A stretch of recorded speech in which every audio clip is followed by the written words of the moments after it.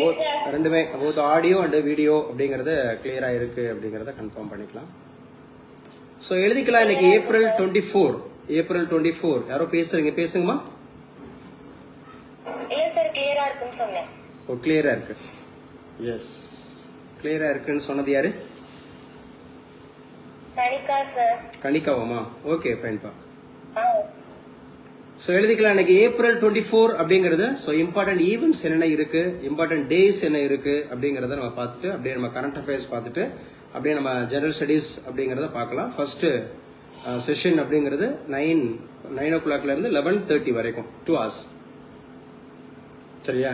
2.5 hours அப்படிங்கிறது first session. அதுக்கப்புறம் ஒரு பிரேக் எடுத்துட்டு நம்ம ஒரு கிளாஸ் பார்க்கலாம்.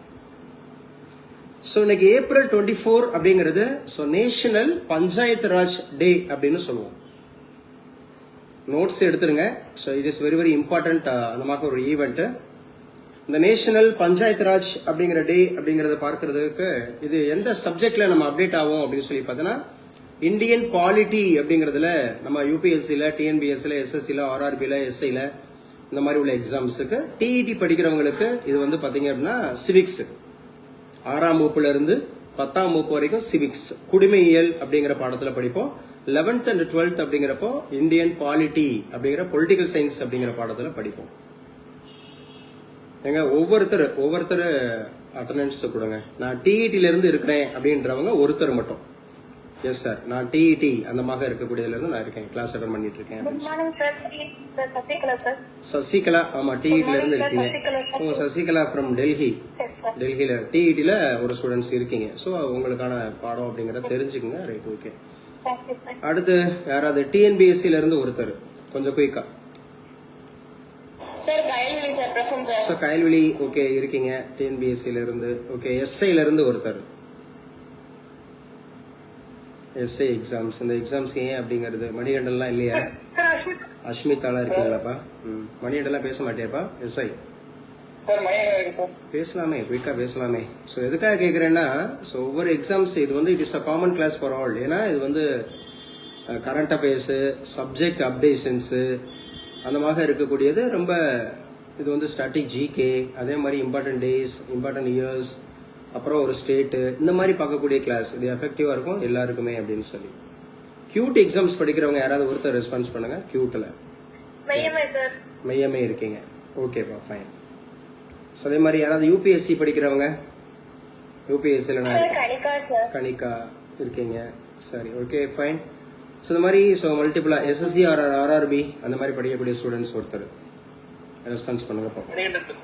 மணிகண்டன் இருக்கீங்க.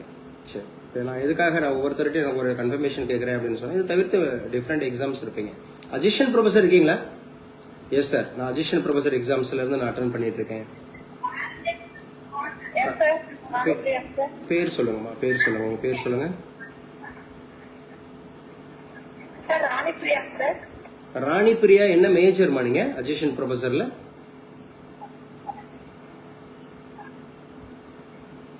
ராணி பிரியாவுக்கு என்ன மேஜர்னு தெரியல, என்ன மறந்துருச்சா, என்னாச்சு? நான் பேசுறது உங்களுக்கு ஆடியபிளா இருக்கா, கிளியரா இருக்கா? மத்தவங்க பேசுனதை கேட்டீங்கல்ல? இல்லம்மா ராணி பிரியா நீங்க வந்து காலேஜ்ல இருக்கீங்களா இல்ல இப்ப ஃப்ரீயா இருக்கீங்களா? பேசலாமா? இல்ல ராணி பிரியா, நீங்க ஆல்ரெடி மத்தவங்க பேசுனதை கேட்டீங்கல்ல, ஆடியோபிளா இருந்துச்சா, கிளாரிட்டி இருந்துச்சா? நீங்க பேசுறதும் அப்படிதான் இருக்கணும். நான் உங்ககிட்ட என்ன மேஜர்னு கேட்டேன். என்னமா ராணி பிரியா, நல்லா கிளியரா பேசுங்க. நீங்க என்ன மேஜர் அசிஸ்டன்ட் ப்ரொஃபசர் எக்ஸாம்ஸ்க்கு படி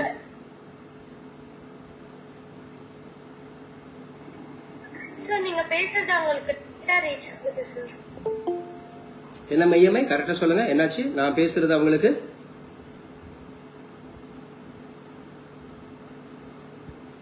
கிளாஸ் கட் ஆயிடுச்சாப்பா? கொஞ்சம் பேசுங்க. நான் பேசுறது வந்து உங்களுக்கு இமீடியட்டா கேக்குதா அல்லது லேட்டா கேக்குதா? மழை கொஞ்சம் செக் பண்ண. என்னாச்சு? யாரும் ஒருத்தரும் பேச மாட்டாங்க. கிளாஸ் கட் ஆயிடுச்சா?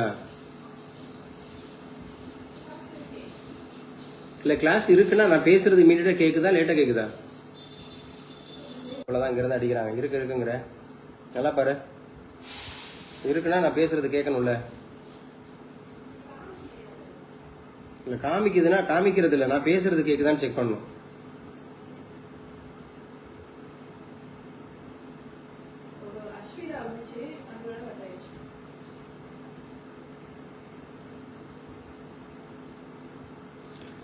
ஸோ ஸ்டூடெண்ட்ஸ் கொஞ்சம் சீக்கிரமாக இணைஞ்சிருங்க.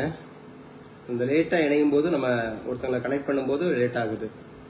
அஸ்விதா தான் லேட்டாக சேர்ந்தீங்களாப்பா? அஸ்விதா ஏன் என்னாச்சு? ½ அன் ஹவர் ஆச்சு கிளாஸ் ஆரம்பிச்சு. கொஞ்சம் குயிக்காக இணைஞ்சிங்கன்னா ரொம்ப டிலே ஆகுது பாருங்க.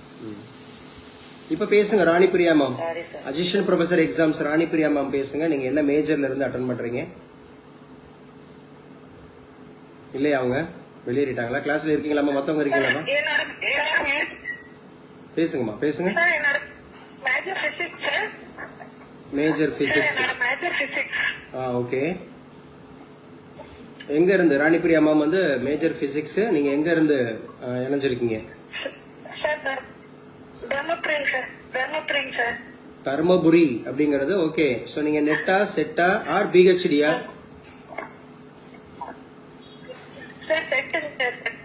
Set exams. ஸோ நம்ம அகாடமியில இப்பதான் முதல் முறையா நீங்க பார்ட்டிசிபேட் பண்றீங்களா இல்ல ஆல்ரெடி? இல்ல நான் பேசுறத கொஞ்சம் உள்வாங்கிக்கிட்டு கவனமா பேசுங்க. அதாவது இப்பதான் முதல் முறையா நம்ம குரூப்ல ஆல்ரெடி இருக்கீங்க, நிறைய அட்டன் பண்ணிருக்கீங்க, வைவாஸ் எல்லாம் நிறைய அட்டன் பண்ணிருக்கீங்க, அப்படித்தானே? சரி நீங்க மீட் பண்ணிருங்கப்பா, நீங்க மீட் பண்ணிருங்க ராணிபிரியா, மீட் பண்ணிருங்க. சரி பரவாயில்ல மீட் பண்ணுங்க. நான் பேசுறதுக்கு உங்க இடைவெளி இருக்கு, நான் பேசுறதும் நீங்க பேசுறதும் இடைவெளி இருக்கு. மத்தவங்க சொல்லுங்க, யாராவது ஒருத்தர். மெய்யமை கூட ஆன் பண்ணுக்குமா? மெய்யமை கிளியரா இருக்கா? நான் பேசுறது லேட்டா கேக்குதா இல்ல இமீடியட்டா கேக்குதா? கிளியரா இருக்கா? இமீடியட்டா இருக்கு, கிளியரா இருக்கு. ஓகே எழுதிக்கலாம். இன்னைக்கு அப்டேட் ஆகிடுங்க. ஸோ இப்போவே 9:30 ஆயிடுச்சு. ½ அன் ஹவர் அப்படிங்கிறது கைல்வெளி வந்து ரீகால் பண்ணிட்டு இருந்தாங்க. ஸோ இப்போ நம்ம எல்லாரையும் இணைச்சிட்டோம். ஃபைனல் கன்ஃபர்மேஷன் அப்படிங்கிறது கிளாஸ் அப்படிங்கிறது எங்க மைய கன்ஃபார்ம் பண்ணுப்பா. ஆடியோ கிளியரா, வீடியோ கிளியரா? உங்களுக்கு வீடியோ ரீச் ஆகுதா? அதாவது என்னோட ஸ்கிரீனு.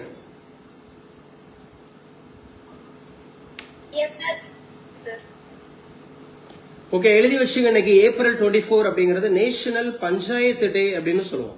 இது இந்தியன் பாலிட்டிக்கு ரொம்ப முக்கியமான ஒரு சாப்டர். நம்முடைய இந்திய அரசாங்கம் அப்படிங்கறத நம்ம 3 வகையான அரசாங்கம் அப்படிங்கிற மாதிரி பிரிச்சுக்கலாம். மாநில அரசாங்கம். மூன்றாவது அப்படிங்கறது இந்த லோக்கல் செல்ஃப் கவர்மெண்ட் அப்படிங்கிற உள்ளாட்சி அரசாங்கம். நோட்ஸ் எடுக்கிறீங்கல்ல யாராவது ஒருத்தர்? அந்த யாராவது ஒருத்தர் அப்படிங்கிற போது எல்லாரும் ஆன் பண்ணுவீங்க. நான் வேணா இன்னைக்கு அந்த கன்ஃபர்மேஷனுக்கு கேள்வி பதில் கேட்கிற போது நான் பேர் சொல்லி அழைச்சிடுறேன் இண்டிவிஜுவலா. சோ இன்னைக்கு யாரு சார் ரெஸ்பான்ஸ் பண்றா? எஸ் சார் இன்னைக்கு நான் ரெஸ்பான்ஸ் பண்றேன் சார். இந்த மாதிரி ஜெனரல் கேட்கும்போது உங்களுக்கு ரீச் ஆகுதா, கிளாஸ் போயிட்டு இருக்கா அப்படிங்கறதெல்லாம் கேட்கும்போது நான் ரெஸ்பான்ஸ் பண்றேன்னா யார் பண்றீங்க? யாராவது ஒருத்தர் சொல்லுங்க. மெய்யமை சொல்லலாமா? இன்னைக்கு கிளாஸ் வீட்ல இருக்கீங்களா ஸ்கூல்ல இருக்கீங்களாப்பா? வீட்ல இருந்தா உங்களுக்கு நெட்வொர்க் இஷ்யூஸ் இருக்காது. அப்ப நீங்களே ரெஸ்பான்ஸ் பண்ணுங்க. கிளாஸ் போயிட்டு இருக்கு சார், எழுதிட்டு இருக்கோம் சார் அப்படிங்கிற மாதிரி இருக்கிற விஷயங்கள்லாம் நீங்க ரெஸ்பான்ஸ் பண்ணுங்க. ஓகே. அப்ப நம்முடைய கவர்மெண்ட்டை வந்து 3 வகையான கவர்மெண்டா நம்ம பிரிச்சுக்கலாம். நம்முடைய இந்திய அரசாங்கத்துல நம்முடைய இந்த கவர்மெண்ட் அப்படிங்கிறது எத்தனை வகையான கவர்மெண்ட் இருக்கு அப்படின்னு கேட்டா 3 வகையான கவர்மெண்ட் இருக்கு. அதுல ஒன்னு யூனியன் கவர்மெண்ட். நோட்ஸ் எடுங்க. இந்த யூனியன் கவர்மெண்ட் அப்படின்னாவே பார்ட் வந்து 5ல வரும். ஆர்டிகிள் அப்படிங்கறது வந்து 52ல இருந்து 151 வரை வர 151 வர 52ல இருந்து 151. எல்லாரும் நோட்ஸ் எடுக்கிறீங்க அப்படிங்கறத நான் நம்புறேன். அதோடு கூட யாராவது உங்களுக்கு டவுட் இருந்தது, நான் வேகமா போற மாதிரி இருந்தது, நோட்ஸ் எடுக்க முடியல அப்படிங்கிற மாதிரி இருந்தது அப்படின்னு சொன்னா நீங்க அன்மியூட் பண்ணிட்டு பேசலாம், தாராளமா பேசலாம். இது வந்து டைனமிக்கா தான் இருக்கும் இந்த கிளாஸ். அம்பிகா ஃப்ரம் புதுக்கோட்டை இருக்கீங்களாப்பா? டிஎன்பிஎஸ்சி இருக்கீங்க. மெய்மதி இருக்கீங்களா? Meimathi Karaikudi TNPSC new aspirant இருக்கீங்க. ஓகே. சோ நீல்கிரிஸ் மாலா இருக்கீங்களாப்பா? நீல்கிரிஸ் இருக்கீங்க. சோ நான் வந்து ரேண்டமா அப்படி பேர் சொல்லி அழைக்கும் போது நீங்க இண்டிவிஜுவலா ரெஸ்பான்ஸ் பண்ணுங்க. அதே போல உங்களுக்கு நோட்ஸ் எடுக்கிறதுக்கு ஏதாவது தாமதமாகுது, லேட் ஆகுது, அல்லது நான் வேகமா சொல்லிட்டு போறேன் அப்படிங்கிற மாதிரி இருந்தாலும் நீங்க அன்மியூட் பண்ணிட்டு தாராளமா பேசலாம். அன்மியூட் பண்ணிட்டு தாராளமா பேசுங்க. சரி ஓகே ஃபைன். அப்ப கவர்மெண்ட் அப்படிங்கறத நம்ம 3 வகையா பிரிச்சுக்கலாம். அப்ப ஒன்னு வந்து யூனியன் கவர்மெண்ட் அப்படின்னு சொல்லக்கூடிய ஒன்றிய அரசாங்கம். ரெண்டாவது ஸ்டேட் கவர்மெண்ட் அப்படின்னு சொல்லக்கூடிய மாநில அரசாங்கம். மூன்றாவது லோக்கல் செல்ஃப் கவர்மெண்ட், எல்எஸ்ஜி அப்படின்னு சொல்லுவோம். எல்எஸ்ஜி லோக்கல் செல்ஃப் கவர்மெண்ட் அப்படிங்கறத எடுத்துக்கலாம். ஸோ இது வந்து உள்ளாட்சி அரசாங்கம் அப்படின்ற 3 பேசஸா 3 கட்டமா நம்முடைய இந்திய அரசாங்கம் அப்படிங்கறது செயல்படுது அப்படிங்கறத நம்ம பார்க்கிறோம். அப்ப யூனியன் கவர்மெண்ட் அப்படின்னு சொன்னாவே பார்ட் 5. அதான் சொன்னேன், எப்பவுமே ஒரு பகுதி ஞாபகம் வச்சுக்கணும், ஆர்டிகல்ஸ் ஞாபகம் வச்சுக்கணும். இது அடிக்கடி கேட்கக்கூடிய கொஸ்டின்ஸ். அப்ப பார்ட் வந்து 5 அப்படிங்கறத ஞாபகம் வச்சுங்க. ஆர்டிகல் வந்து 52ல இருந்து 151 வரைக்கும் ஞாபகம் வச்சுங்க. 52ல இருந்து 151 வரைக்கும் அப்படிங்கிறது தான் நமக்கு வந்து என்ன சார்னா யூனியன் கவர்மெண்ட் அப்படிங்கிற ஆர்டிகல்ஸ். அந்த யூனியன் கவர்மெண்ட்டை நம்ம எத்தனை வகையா பிரிச்சுக்கலாம் அப்படின்னு சொல்லி பாத்தீங்கன்னா, மையமை நோட்ஸ் எடுக்கிறீங்களப்பா? மற்றவங்க எல்லாரும் எடுக்கிறீங்கல்ல? Yes sir. ஓகேமா. Yes sir. 52ல இருந்து 151 வரைக்கும் சொன்னேன்ல, அந்த 52ல இருந்து 151 வரைக்கும் அப்படிங்கறதுல இந்த 52ல இருந்து 62 வரைக்கும் பிரசிடென்ட்டுங்க. சும்மா நோட்ஸ் எடுத்துங்க. இந்த ஒரு கவர்மெண்ட்னா என்னன்னு சொல்லிட்டு அடுத்து போவோம். கவர்மெண்ட்னா என்னன்னு சொல்லிட்டு அடுத்து போவோம். 52ல இருந்து 62 வரைக்கும் பிரசிடென்ட், நம்முடைய குடியரசுத் தலைவர். 63ல இருந்து 73 வரைக்கும் தான் வைஸ் பிரசிடென்ட், துணை குடியரசுத் தலைவர் அப்படின்னு சொல்லக்கூடியது. 63ல இருந்து 73 வரைக்கும். இந்த 74ல இருந்து 78 வரைக்கும் அப்படிங்கறத நம்ம என்ன சொல்லுவோம்னா கவுன்சில் ஆஃப் மினிஸ்டர்ஸ் அப்படின்னு சொல்லுவோம். அதாவது நமக்கு பிரதமர் உள்பட மினிஸ்டர்ஸ் வந்து இருப்பாங்க. எங்க யாரு சொல்லுவா? ரேண்டமா கேக்குறேன், நான் கேக்குறேன். கார்த்திகா இருக்கீங்களாப்பா? கார்த்திகா, கார்த்திகா மினிஸ்டர்ஸ் அப்படிங்கறதுல நம்ம இந்தியாவை பொறுத்தவரை டைப்ஸ் ஆஃப் மினிஸ்டர்ஸ்னா எத்தனை வகையான மினிஸ்டர்ஸ் இருக்காங்க? காலதாமதம் இல்லாம சீக்கிரமா சொல்லுங்க. 3 டைப்ஸ்ல இருக்காங்க மினிஸ்டர்ஸ். யார் யாரு? அந்த டைப்ஸ் என்ன?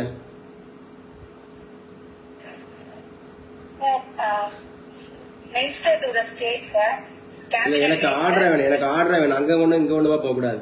இஜெட், ஒய், எக்ஸ், பிசின்னு போக கூடாது. எனக்கு ஏபிசி வேணும். Cabinet minister. நம்ம ஃப்ளோவா சொல்லணும், இவ்வளவு லேட் பண்ணக்கூடாது. இதெல்லாம் பால்வாடி கொஸ்டின்ஸ். ஆர்டர் வரலையா? எப்போ எப்படி வரும்? ஆர்டர் எப்படி வரும்? எனக்கு கரெக்டா வரும்னு சொல்றவங்க சொல்லுங்க. எனக்கு கரெக்டா வரும் சார். மையமே சொல்லுங்கப்பா. சார் ஃபர்ஸ்ட் கேபினட் மினிஸ்டர், அடுத்து minister of state, next deputy minister sir. Yes, exactly correct. பாருமா, அந்த பொண்ணு ஒன்லி 12th ஸ்டாண்டர்ட் தான் படிக்கிறாங்க. கார்த்திகா, வருது பாருங்க, ஆர்டர் வருது பாருங்க. ஆர்டர் வருது, கரெக்டா வருது. நல்லா படிக்கணும், நல்லா ரீகால் ஆகணும். அதுக்கு தான் அந்த கிளாஸ், அதுக்கு தான் அந்த 1:1. அந்த 1:1 take care. So exactly correct. மினிஸ்டர்ஸ்ங்கிறத 3 வகையா பிரிச்சுக்கலாம். ஒன்னு அக்கார்டிங் டு தி ஆர்டர் அப்படி சொல்லி பாத்தீங்கன்னா கேபினெட். இந்த கேபினெட் தான் ரொம்ப அதிகாரமிக்கது அப்படின்னு சொல்லி சொல்லுவாங்க, கேபினெட் மினிஸ்டர். ஸோ 2 வந்து மினிஸ்டர் டு தி ஸ்டேட் அப்படின்னு சொல்லக்கூடியவங்க. 3வது தான் டெபுட்டி மினிஸ்டர்ஸ் அப்படின்னு சொல்லக்கூடியவங்க. ஸோ 3 வகையான மினிஸ்டர்ஸ் இருப்பாங்க. இவங்க ஆர்டிகல் வந்து பாத்தீங்க அப்படின்னு சொன்னா 74ல இருந்து 78 வரைக்கும் இருப்பாங்க. இதுல தான் பிரைம் மினிஸ்டர் இன்க்ளூடிங் இருப்பாரு. அதே போல 79ல இருந்து 122 வரைக்கும் அப்படிங்கிறது தான் நமக்கு பார்லிமெண்ட். 79ல இருந்து 122 வரைக்கும். ஜோஸ்பின் மேம்லாம் எடுக்கிறீங்களா? நோட்ஸ் எடுக்கிறீங்களா நீங்க? ஸோ நீங்க ஃப்ரீயா கிளாஸ் அட்டன் பண்றீங்களா? இல்லையா? பட் இணைஞ்சது மாதிரி இருந்தது. நான் இருக்கணாமா? மையமே நான் கிளாஸ்ல இருக்கணாப்பா? இருக்கீங்க சார். நான் இருக்கேன். சரி. அந்த சுஜான்ற பொண்ணெல்லாம் கிளாஸ் அட்டன் பண்ணலையாமா? சுஜா கிளாஸ் அட்டன் பண்ணல. ஸோ டிஇட்ல இருந்தெல்லாம் யாருமே கிடையாது அவங்க சைடில். ஒர்க்கிங் அந்த மாதிரி டீச்சர்ஸ்ல யாரும் இல்லை. அப்ப நம்ம கவர்மெண்ட்டை பத்தி பேசிட்டு இருந்தோம். 79ல இருந்து 122 வரைக்கும் அப்படிங்கறது வந்து பாத்தீங்க அப்படின்னு சொன்னா நமக்கு பார்லிமெண்ட் அப்படிங்கறத ஞாபகம் வச்சுக்கணும். ஸ்டூடெண்ட் இணைஞ்சாங்கன்னா இணைச்சு விடுமாடு. இதுல 1, 2, 3 அப்படிங்கிற மாதிரி இருக்கும். மணிகண்டன் சொல்லலாமா? ஆர்டிகல் 1, 2, 3 என்ன சொல்லியிருக்கோம்? நடத்தும் போது சொல்லியிருக்கோம். முதல்ல மணிகண்டன் சொன்னா இமீடியட்டா ரெஸ்பான்ஸ் பண்ணிட்டு எஸ் ஆர் நோ முதல்ல அதுக்கு வந்துடணும். அதுக்கப்புறம் தான் ஆன்சர் தெரியுது தெரியல. ஆர்டிகல் 1, 2, 3 என்னன்னு சொல்லுங்க. சாரி சார், இந்த வார்த்தை பாருங்க சார். எவ்வளவு தூரம் நம்ம நடத்தி நல்லா ரீகால் ரிவைஸ் பண்ணியிருந்தாலும் தெரிஞ்சவங்க சொல்லுங்க. Article 1, 2, 3 ordinance ordinance by president sir. Ordinance by president அப்படின்னா என்னப்பா? பார்லிமெண்ட்ல செஷன்ஸ் இல்லாத டைம்ல கேப் இருக்கும்போது முக்கியமான சட்டங்கள் இயற்றதுக்காக பிரசிடென்ட் போடுவார் சார். அதாவது பாராளுமன்ற கூட்டத்தொடர் அப்படிங்கிறது வருஷத்துக்கு 3 முறை நடக்கும்பா. ஒன்னு வந்து பாத்தீங்க அப்படின்னு சொன்னா நமக்கு வந்து பட்ஜெட் செஷன், ரெண்டாவது வந்து மான்சூன் அப்படிங்கிற ஒரு செஷன், மூணாவது வந்து வின்டர் செஷன் அப்படிங்கிற மாதிரி வருஷத்துக்கு 3 முறை கூடும். இந்த வருஷத்துக்கு 3 முறை கூடக்கூடிய இந்த மீட்டிங் அப்படிங்கறது நடைபெறாத போது இதுக்கு ஒரு கேப் இருக்கும் இல்லையா, இடையில ஒரு கேப் இருக்கும் இல்லையா, அந்த மாதிரி கேப் சமயத்துல ஏதாவது இம்மீடியட்டான ஒரு முடிவு எடுக்கணும். இப்ப எடுத்துக்காட்டுக்கு அப்படி கைவிலி சொல்ல முடியுமா? அப்படி நம்ம தமிழகத்துல ஒரு முக்கியமான ஒரு நிகழ்வு வந்துச்சு. அப்ப வந்து இந்த ஆர்டினன்ஸ் பை பிரசிடென்ட் மூலமா தான் தீர்த்து வைக்கப்பட்டது. என்னது இது? தெரியும் தெரியாது? தெரியல. ஆக்சுவலா வந்து ஜல்லிக்கட்டு அப்படிங்கிற ஒரு போராட்டம் நடந்துச்சு. ஜனவரி புரட்சி அப்படின்னு சொல்லி பார்த்தோம், ஜான் 15ல. அந்த ஜனவரி புரட்சி அப்படிங்கிறது தமிழகம் எங்கிலும் வந்து பாத்தீங்கன்னா ஜல்லிக்கட்டை கம்பல்சரி பண்ணணும் அப்படின்னு சொல்லிட்டு அது போராடினாங்க. அப்ப அது வந்து ஒரு ஆர்டினன்ஸ் போச்சு, ஆர்டினன்ஸ் பை பிரசிடென்ட். அப்ப குடியரசுத் தலைவர் அதுக்கு ஒரு முடிவு எடுத்தாரு. அப்ப வந்து பார்லிமெண்ட் செஷன் நடக்கல. இந்த மாதிரி ஏதாவது ஒரு முக்கியமான முடிவுகள் எடுக்கிறதுக்காக மணிகண்டன் உள்வாங்கி வச்சாப்பா. இது இப்பதான் ஃபர்ஸ்ட் டைம் கேள்விப்படுறீங்களாப்பா அந்த 1 2 3ன்றத?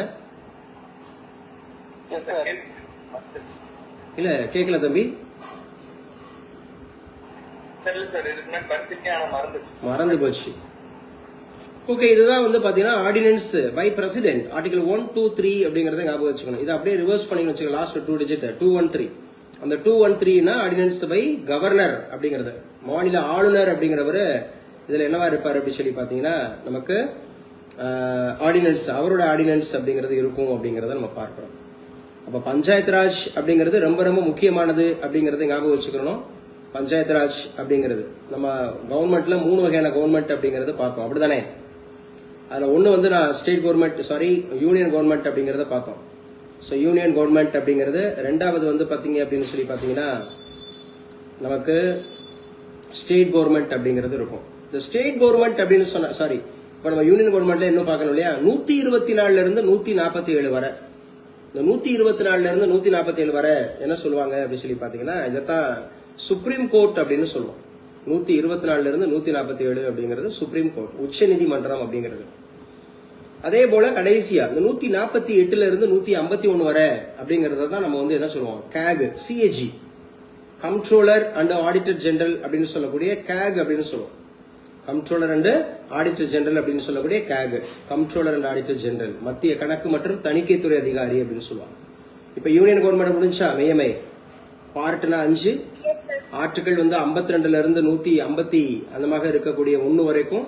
அதுல 52ல இருந்து 62 வரைக்கும்னா பிரசிடென்ட், 63ல இருந்து 73 வைஸ் பிரசிடென்ட், 74ல இருந்து 78 அப்படின்னு சொன்னாவே கவுன்சில் ஆஃப் மினிஸ்டர்ஸ், 79ல இருந்து 122 வரைக்கும் பார்லிமெண்ட், 123ங்கிறது ஆர்டினன்ஸ் பை பிரசிடென்ட். ஆர்டினன்ஸ்னா என்னன்றதையும் சொல்லிட்டோம். அடுத்து 124ல இருந்து 147 வரைக்கும் சுப்ரீம் கோர்ட் சொல்லியாச்சு. 148ல இருந்து 151 வரைக்கும் கேக்ன்னு சொல்லியாச்சு. இதெல்லாம் முக்கியமானது. இந்திய அரசாங்கத்துல 3 அதமாக இருக்கக்கூடிய கட்டமைப்புல இருக்கக்கூடிய அரசாங்கத்துல முதல் அரசாங்கம்ங்கிறது தான் யூனியன் கவர்மெண்ட். அதை பத்தி பேசியாச்சு. செகண்ட் ஒன் அப்படிங்கிறது ஸ்டேட் கவர்மெண்ட்டுங்க. இந்த ஸ்டேட் கவர்மெண்ட் அப்படின்னு சொன்னாவே இது வந்து பார்ட் வந்து 6ல வரும். ஸ்டேட் கவர்மெண்ட் அப்படிங்கிறது வந்து பார்ட் வந்து 6. ஆர்டிகிள் கேட்டாங்கன்னா 152ல இருந்து 237 வரை வரும். 152ல இருந்து 237 வரைக்கும் அப்படிங்கறத அந்த இடத்துல ஸ்டேட் கவர்மெண்ட் அப்படின்னு சொல்லக்கூடிய மாநில அரசாங்கம் அப்படிங்கறத எடுத்துக்கணும். 152ல இருந்து 237 வரை. அப்ப இந்த 152ல இருந்து 162 வரைக்கும் யாரு அப்படின்னு கேட்டா கவர்னர் அப்படிங்கிற ஆளுநரை எடுத்துக்கணும். நோட்ஸ் எடுக்கிறீங்க இல்ல கதை கேக்குறீங்களா? எஸ், எல்லாருமே நோட்ஸ் எடுக்கணும், எல்லாருமே. 152ல இருந்து 162 வரைக்கும் அப்படிங்கிறது வந்து பாத்தீங்கன்னா இது கவர்னர். இதுவே 163ல இருந்து 173 வரைக்கும் அப்படிங்கிற 152ல இருந்து 162 சொன்னா இது வந்து கவர்னர். அடுத்து 100 அந்த மாதிரி இருக்கக்கூடிய 63ல இருந்து 167 வரை 163 167 163 167 அப்படிங்கிறது என்ன அப்படின்னு சொல்லி பாத்தீங்கன்னா இதைத்தான் நாம சிஎம். 163 டு 167 இது மாநில அரசாங்கத்துல கவுன்சில் ஆஃப் மினிஸ்டர்ஸ். மாநில அரசாங்கத்துல கவுன்சில் ஆஃப் மினிஸ்டர்ஸ் அப்படின்னு எடுத்துக்கலாம். 163ல இருந்து 167 வரை அப்படிங்கறத எடுத்துக்கலாம். இந்த 168 இருந்து 212 வரை 168 இருந்து 212 வரை இதத்தான் நமக்கு லெஜிஸ்லேட்டிவ் அசம்பிளி, லெஜிஸ்லேட்டிவ் கவுன்சில் அப்படின்னு சொல்லக்கூடிய மாநில சட்டமன்றங்கள், மாநில அத மாதிரி சட்ட மேலவை அப்படி சொல்லி ரெண்டா பிரிச்சுக்கலாம். 100 அந்த மாதிரி இருக்கக்கூடிய 168 இருந்து 212 வரை. சரி, அப்ப இந்த 213 அப்படிங்கிறது தனியா இருக்கும். இப்பதான் சொன்னேன், மணிகண்டன் சொல்லாமா? 123 அப்படிங்கிறது ஆர்டினன்ஸ் பை பிரசிடென்ட் அப்படின்னு சொல்லிட்டு தலைகீழா பண்ணிக்கங்க. 213 அப்படின்னு ஒண்ணு சொன்னேன், மணிகண்டன். கவர்னருங்க, இது ordinance by governor. So Manikandan, okay good. Annamalai இருக்கியாப்பா? அண்ணாமலை இருக்கீங்க. காமேஷ், காமேஷ் காமேஷ், ஓகே. ஆதித்யா இல்ல, ஆதித்யா லீவு. ராகவன், ராகவன் ஆளே காணாம போயிடுவாரு. கிருஷ்ணன், கிருஷ்ணன். மணிகண்டன் பாளையங்கோட்டை. ராஜ்குமார், ராஜ்குமார் லீவா. தினேஷ் ஃப்ரம் மதுரை. இல்ல அப்பப்ப காணாம போயிட்டு என்ன. சோ நல்லா கவனிச்சுங்க. சோ நம்ம பேசிட்டு இருக்கோம் மாநில அரசாங்கம் அப்படிங்கிறது 52 இருந்து 152 இருந்து 162 வரைக்கும் ஆளுநர், 163 இருந்து 167 வரைக்கும் அப்படிங்கிறது வந்து CM or council of ministers, 168 இருந்து 100 அந்த மாதிரி இருக்கக்கூடிய 212 வரை அப்படிங்கிறது தான் legislative assembly, legislative council. Bicameral ஸ்டேட்ல 2 இருக்கும். இப்ப நம்ம ஊர் மாதிரி இருக்கிறதுல 1 இருக்கும், அது யூனிக் கேமரல், ஒரே ஒரு அந்த மாதிரி சட்டமன்றம் மட்டும் இருக்கும் அப்படின்னு நம்ம படிச்சிருக்கோம். அடுத்து 213 அப்படிங்கிறது ordinance by governor. Ordinance by governor அப்படிங்கறத 213 அப்படிங்கறத எடுத்துக்கணும். ஆர்டினன்ஸ் பை கவர்னர் அப்படிங்கிறது.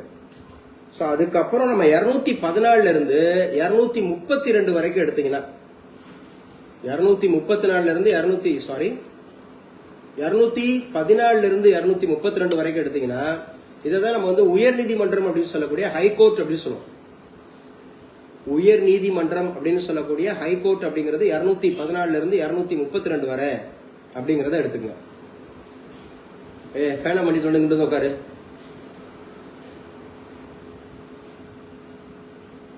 அதுக்கப்புறம் 233 இருந்து 237 வரைக்கும் 233 இருந்து 237 வரைக்கும் அப்படிங்கிறது தான் நமக்கு வந்து டிஸ்ட்ரிக்ட் கோர்ட் அப்படின்னு சொல்லுவாங்க. டிஸ்ட்ரிக்ட் கோர்ட் நோட்ஸ் எடுத்தாச்சுன்னா யாராவது ஒருத்தர் எஸ் ஆர் நோ. ஸ்டேட் கவர்மெண்ட்டும் பார்த்தாச்சு, யூனியன் கவர்மெண்ட் பார்த்தாச்சு, ஸ்டேட் கவர்மெண்ட் பார்த்தாச்சு. இன்னைக்கு பார்க்க போறது தான் இந்த முக்கியமானது. ஏன் சார் இவ்வளவு பேசிட்டு இருந்தோம் வரைக்கும் கவர்மெண்ட பத்தி? ஏன்னா இன்னைக்கு ஏப்ரல் 24. அப்ப ஏப்ரல் 24 அப்படின்னு சொல்லக்கூடியது ரொம்ப முக்கியமா நேஷனல் பஞ்சாயத்து ராஜ் டே அப்படின்னு சொல்றோம். இந்த நேஷனல் பஞ்சாயத்து ராஜ் டே அப்படிங்கிறது ரொம்ப முக்கியமா எந்த வருஷத்துல இருந்து சார் இதை கொண்டு வராங்க அப்படின்னு சொல்லிட்டு நம்ம தெரிஞ்சுக்கலாம். அதுக்கான ஒரு பின்புலம் இருக்கு. இந்த பஞ்சாயத்து ராஜ் அப்படின்னு சொன்னாவே லோக்கல் செல்ஃப் கவர்மெண்ட் அப்படின்னு சொல்லுவோம். இந்த லோக்கல் செல்ஃப் கவர்மெண்ட் அப்படிங்கிறது உள்ளாட்சி அரசாங்கம். இதை நீங்க ரெண்டா பிரிச்சுங்க.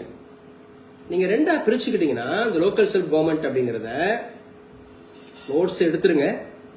ஒருவேளை நான் ஸ்பீடா போற மாதிரி இருந்தது அப்படின்னு சொன்னா வீடியோ பாத்துருங்க. வீடியோ அப்படிங்கிறது யூடியூப் அப்படிங்கறதுல தென்றல் ஐஎஸ் அகாடமி அப்படிங்கிற சேனல்ல இருக்கும். நம்ம தென்றல் அப்படிங்கிறது professors academy, doctor Hariharan's professors academy அப்படிங்கிறதுலயும் இருக்கும், ஃபேஸ்புக்லயும் இருக்கும். சரியா? இது எல்லாமே உங்களுக்கு இன்ஸ்டாகிராம்லயும் அனுப்பிடுவேன், அதோடு கூட உங்களுக்கு வாட்ஸ்அப்லயும் அனுப்பிடுவேன். ஸோ நீங்க எழுதக்கூடியதுல லேட் ஆகுது, டிலே ஆகுது, கொஞ்சம் ஸ்பீடா போற மாதிரி இருக்கு, கூடுதல் தகவல்கள் பேசுறேன் அப்படின்னு சொன்னா அந்த மாதிரி டோன்ட் ஃபியர், நீங்க பயப்பட தேவையில்லை. என்ன சார் அப்படி சொல்லி பாத்தீங்கன்னா, நீங்க மறுபடியும் நம்ம வீடியோ பார்த்து மறுபடியும் நீங்க அதான் சொல்றது, கற்றலின் கேட்டல் என்று கேட்டல்ல சொல்வது என்று திரும்ப திரும்ப திரும்ப திரும்ப நம்ம படிக்கும்போது பரிச்சயம் ஆயிக்குவோம். ஓகேவா? கண்டிப்பா. அப்ப நேஷனல் பஞ்சாயத்து ராஜ் டே அப்படிங்கிறது லோக்கல் செல்ஃப் கவர்மெண்ட் அப்படிங்கிற உள்ளாட்சி அரசாங்கத்துக்குள்ள வரும். இந்த உள்ளாட்சி அரசாங்கம் அப்படிங்கறத நம்ம ரெண்டா பிரிச்சுக்கலாம். அதுல ஒண்ணு என்ன சார் அப்படி சொல்லி பாத்தீங்கன்னா, நல்லா ஞாபகம் வச்சுங்க, லோக்கல் செல்ஃப் கவர்மெண்ட் அப்படிங்கிறப்ப ஒண்ணு அப்படிங்கறத எடுத்துக்கிட்டீங்கன்னா, இது வந்து பஞ்சாயத்து ராஜ் அப்படின்னு சொல்லக்கூடியதை சொல்லுவோம். இதைத்தான் கிராம பாலிகா ஆக்ட்னு சொல்லுவாங்க. கிராம பாலிகா ஆக்ட் அல்லது பஞ்சாயத்து ராஜ் அப்படின்னு சொல்லுவாங்க. 243 அப்படிங்கிறதுல இருந்து 243 ஓ வரைக்கும் இதான் ஆர்டிகல்.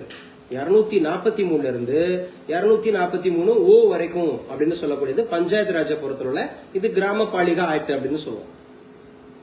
இதுவே நகராட்சி அப்படின்னு சொல்லக்கூடிய முனிசிபாலிட்டின்னு வரும்.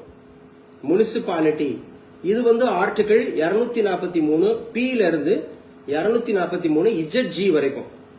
243 பி ஓபி பி ல இருந்து 243 இஜட் ஜி வரைக்கும். இஜட் ஜி வரைக்கும் என்ன சார் அப்படின்னு கேட்டா உங்களுக்கு நகராட்சி அப்படிங்கிற முனிசிபாலிட்டி வந்துடும். இதுதான் இந்த லோக்கல் சப் கவர்மெண்ட் அப்படிங்கறத நம்ம புரிஞ்சுக்கிட்டீங்கன்னா, அப்ப லோக்கல் சப் கவர்மெண்ட் அப்படின்னு சொன்னாவே பஞ்சாயத்து ராஜ்னு ஒண்ணு இருக்கு, முனிசிபாலிட்டின்னு இருக்கு. பஞ்சாயத்து ராஜ்னு சொன்ன ஆர்டிகிள் 243 ல இருந்து 243 ஓ வரைக்கும். சோ இந்த இடத்துல முனிசிபாலிட்டின்னு சொன்னா 243 பி ஓபில இருந்து பி ல இருந்து இஜட் ஜி வரைக்கும் அப்படிங்கறத எடுத்துக்கணும். யாராவது நியூ கமர்ஸ் நான் நோட்ஸ் எடுத்துட்டேன் சார் அப்படின்னு சொல்லி கன்ஃபார்ம் பண்ணுங்க. ஒரு நியூ கமர்ஸ் ரீசெண்டா நான் ஜாயின் பண்ணிருக்கேன். எடுத்தாச்சு. சோ இப்ப ரொம்ப முக்கியமானது என்னன்னா இந்த பஞ்சாயத்து ராஜை பொறுத்தவரை இந்த லோக்கல் சப் கவர்மெண்ட்டை பொறுத்தவரை 2 ஃபாதர்ஸ் அப்படிங்கிறவங்க முக்கியமானவங்க. அதாவது நம்ம ஃபாதர்னு ஒவ்வொரு கேட்டகரி படிப்போம் இல்லையா, அந்த மாதிரி படிக்கும்போது 2 பேரும் முக்கியமானவங்க. யாரு சார் அவங்க அப்படின்னு கேட்டா டோட்டலா இந்த லோக்கல் செல்ஃப் கவர்மெண்ட் அப்படின்னு சொல்லக்கூடிய உள்ளாட்சி அரசாங்கத்தின் தந்தை அப்படின்னு சொல்லி கேட்டாவே நம்ம ரிப்பன் பிரபு அப்படிங்கறத எடுத்துக்கலாம். நான் கூட ஒரு ஷார்ட்கட் சொல்லி கொடுத்தேன், யாருக்காவது ஞாபகம் இருக்கா? இந்த ரிப்பன் அப்படின்னு சொல்ற போது நான் ஷார்ட்கட் சொல்லி கொடுத்தேன் ஓல்டு ஸ்டூடெண்ட்டுக்கு. யாரா ஒருத்தர் கன்ஃபார்ம் பண்ணுங்க.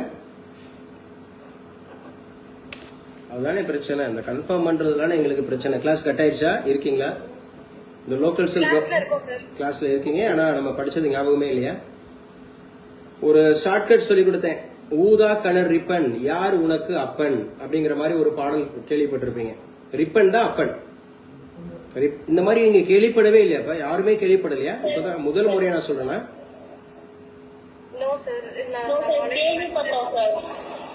நோ சார்ன்றவங்க சொல்ல வேண்டாம், எஸ் சார்னு இருப்பீங்க யாராவது. நான் பேசியிருப்பேன் லோக்கல் செல்ஃப் நடத்தும் போது பேசியிருப்பேன். இந்தியன் பாலிட்டி என்ன தவிர வேற யாருமே எடுக்கிறது இல்ல, நான் தான் எடுத்திருப்பேன். பழைய ஸ்டூடெண்ட்டுக்கு இந்த ரிப்பன் அப்பன்னு நான் பேசினதே இல்லையா? சார் பேசிருக்கோம் சார், ஆனா டக்குன்னு இதுதான் சொல்ல வரல சார். ரிப்பன் அப்ப ஞாபகம் வந்தது சார். இல்ல நம்ம பேசியிருக்கோம், கிளாஸுக்குள்ள பேசியிருக்கோம் அது சம்பந்தமா. Yes sir. இந்த ஊதா கலர் ரிப்பன் யார் உனக்கு அப்பன், ரிப்பன் தான் அப்பன். எதோட அப்பன் சார் அப்படின்னு சொல்லி பாத்தீங்கன்னா இந்த லோக்கல் செல்ஃப் கவர்மெண்ட் அப்படிங்கிற தமிழ்ல சொன்னா சுயதல ஆட்சி. இந்த சுயதல ஆட்சி அப்படிங்கறத சொல்லுவாங்க. ஸ்வீட்டில இருக்கீங்களாப்பா? தவமணிலாம் இருக்கீங்களாமா? எஸ் சார் இருக்கோம் சார். ஸ்வீட்டி தவமணி இருக்கேன் சார் தான் சொல்லணும், இருக்கோம் சார் சொல்லக்கூடாது. நீங்க 2 பேரும் பக்கத்துல இருக்கீங்க, ஆன்லைன்ல கிளாஸ் போயிட்டு இருக்கு. Yes sir. இருக்கனா இருக்கோமா? இருக்கேன் சார். அந்த இருக்கேன் யாரு? தவமணி சார். எங்க இது பேச்சு வழக்கு, எழுத்து வழக்குல சொல்லுங்க. இருக்கேன் எழுத்து வழக்குல சொல்லுங்க. நான் இருக்கிறேன். நான் இருக்கிறேன். சூப்பர். நான் இருக்கிறேன் அப்படிங்கறது இருக்கேன் அப்படிங்கறத கொடுத்துட்டு எழுத சொல்லுவாங்க. சரியா? இருக்கிறேன் அப்படிங்கறது எக்ஸாக்ட்லி கரெக்ட். இது என்ன காலம்? இருக்கிறேன் அப்படிங்கறது என்ன காலம்? நிகழ்காலம் சார். நிகழ்காலம் அப்படிங்கறத சொல்லிக்கலாம் இல்லையா? எஸ். அப்ப நல்லா ஞாபகம் வச்சுங்க, முக்கியமானது. அப்போ நமக்கு 2 அமெண்ட்மெண்ட் வந்து ரொம்ப முக்கியமான அமெண்ட்மெண்ட்டுங்க. எங்க ருத்ரா சொல்லுமா? ருத்ரா 2 அமெண்ட்மெண்ட் இருக்கு இந்த லோக்கல் செல்ஃப் கவர்மெண்ட்ல. என்ன amendment? 74th amendment, 73rd amendment sir. ஏன்னா எப்பவுமே நம்ம வந்து தலைகீழா தான் படிக்கணும். எப்பவுமே நல்லா படிச்சிட்டோம், அதனால ருத்ரா மேல் தலைகீழா படிக்கணும். 74 சொல்லிட்டு தான் 73 சொல்லணும். அப்படியா? No sir, sorry sir. 73 எப்பவுமே 73 சொல்லிட்டு தானே 74 சொல்லணும். சரி பரவாயில்ல, ஓகே கங்க்ராட்ஸ். ஓகே பரவாயில்ல. 73 அப்படிங்கறது எதை டீல் பண்ணுது? 74ங்கிறது எதை டீல் பண்ணுது? 73 வந்து பஞ்சாயத்து ராஜ் சார். 74 வந்துட்டு Nagarpalika act sir, municipality sir. Municipality இது கிராமபாலிகா, அது நகர்பாலிகா, இது பஞ்சாயத்து ராஜ், அது வந்து பாத்தீங்க அப்படின்னு சொன்னா முனிசிபாலிட்டி. அப்ப 73 74 சதவீதம் எந்த வருடம் பா? 1992 சார். 1992 இல்லையா? 1992ல யாரு பிரதமர்? மன்மோகன் சிங் சார். மன்மோகன் சிங்ல அப்ப பிரதமரே கிடையாது, அவர் சீன்லயே இல்ல. அப்பெல்லாம் அவர் வந்து பினான்ஸ் மினிஸ்டர். அப்போ வந்து அவர் பினான்ஸ் மினிஸ்டரா இருக்காரு. நரசிம்மராவ் தென்னிந்தியாவிலிருந்து தேர்ந்தெடுக்கப்பட்ட முதல் இந்திய பிரதமராக நரசிம்மராவ் இருப்பாரு. தென்னிந்தியாவிலிருந்து தேர்ந்தெடுக்கப்பட்ட முதல் இந்திய பிரதமராக நரசிம்ம ராவ் இருப்பாரு. அவர் தான் அந்த நாளத்தில் பிரதமர். அம்மா இங்க எல்லாம் கேட்டுட்டு இருக்கும் போது இந்த நியூ கமர்ஸ் எல்லாம் நோட்ஸ் எடுக்கணும். ஏதோ அவங்களுக்கு கேட்கறாங்க போலன்னு சொல்லிட்டு நம்ம வேடிக்கை பார்த்துட்டு இருக்க கூடாது. புதுசா இருக்கிறவங்க எல்லாருக்கும் சொல்றேன், மற்றவங்களுக்கு கேள்வி கேட்கும் போது இது சம்பந்தப்பட்டதான் உங்களுக்கு பேசிட்டு இருக்கேன். அப்ப நீங்க என்ன பண்ணணும், நோட்ஸ் எடுத்துடணும். 73ங்கிறது பஞ்சாயத்து ராஜ், 74ங்கிறது முனிசிபாலிட்டி, போத் ரெண்டுமே வந்து 1992 அப்படிங்கிற காலகட்டத்தில் தான். இந்த 1992 அப்படிங்கிறது பிரைம் மினிஸ்டர் யாரு அப்படின்னு சொல்லி கேட்டா நரசிம்மராவ். இப்ப நரசிம்மராவ் அப்படிங்கிறவர் தென்னிந்தியாவிலிருந்து தேர்ந்தெடுக்கப்பட்ட முதல் இந்திய பிரதமர். அப்ப தென்னிந்தியாவிலிருந்து எத்தனை பிரதமர்கள் இதுவரை தேர்ந்தெடுக்கப்பட்டிருக்கிறாங்கன்னா 2 பேர் தான். அதுல ஒருத்தர் யாருன்னா நரசிம்மராவ் ஆந்திரால இருந்து, இன்னொன்னு HD தேவேகவுடா, அவர் வந்து கர்நாடகால இருந்து. HD தேவேகவுடா கர்நாடகா. இவங்க 2 பேர் தான் பிரைம் மினிஸ்டர் ஆயிருக்காங்க. அதுவும் இப்ப 815 அப்படிங்கிற வந்துருச்சுன்னா அதுவும் போச்சு. 815 எதை பத்தி பேசிட்டு இருக்கேன் நானு?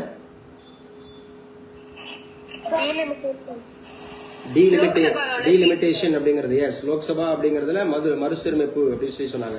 தொகுதி மறுவரையறை அப்படின்னு சொல்லக்கூடியது. சோ இதை பத்தி முக்கியமா ஞாபகம் வச்சுக்கோங்க.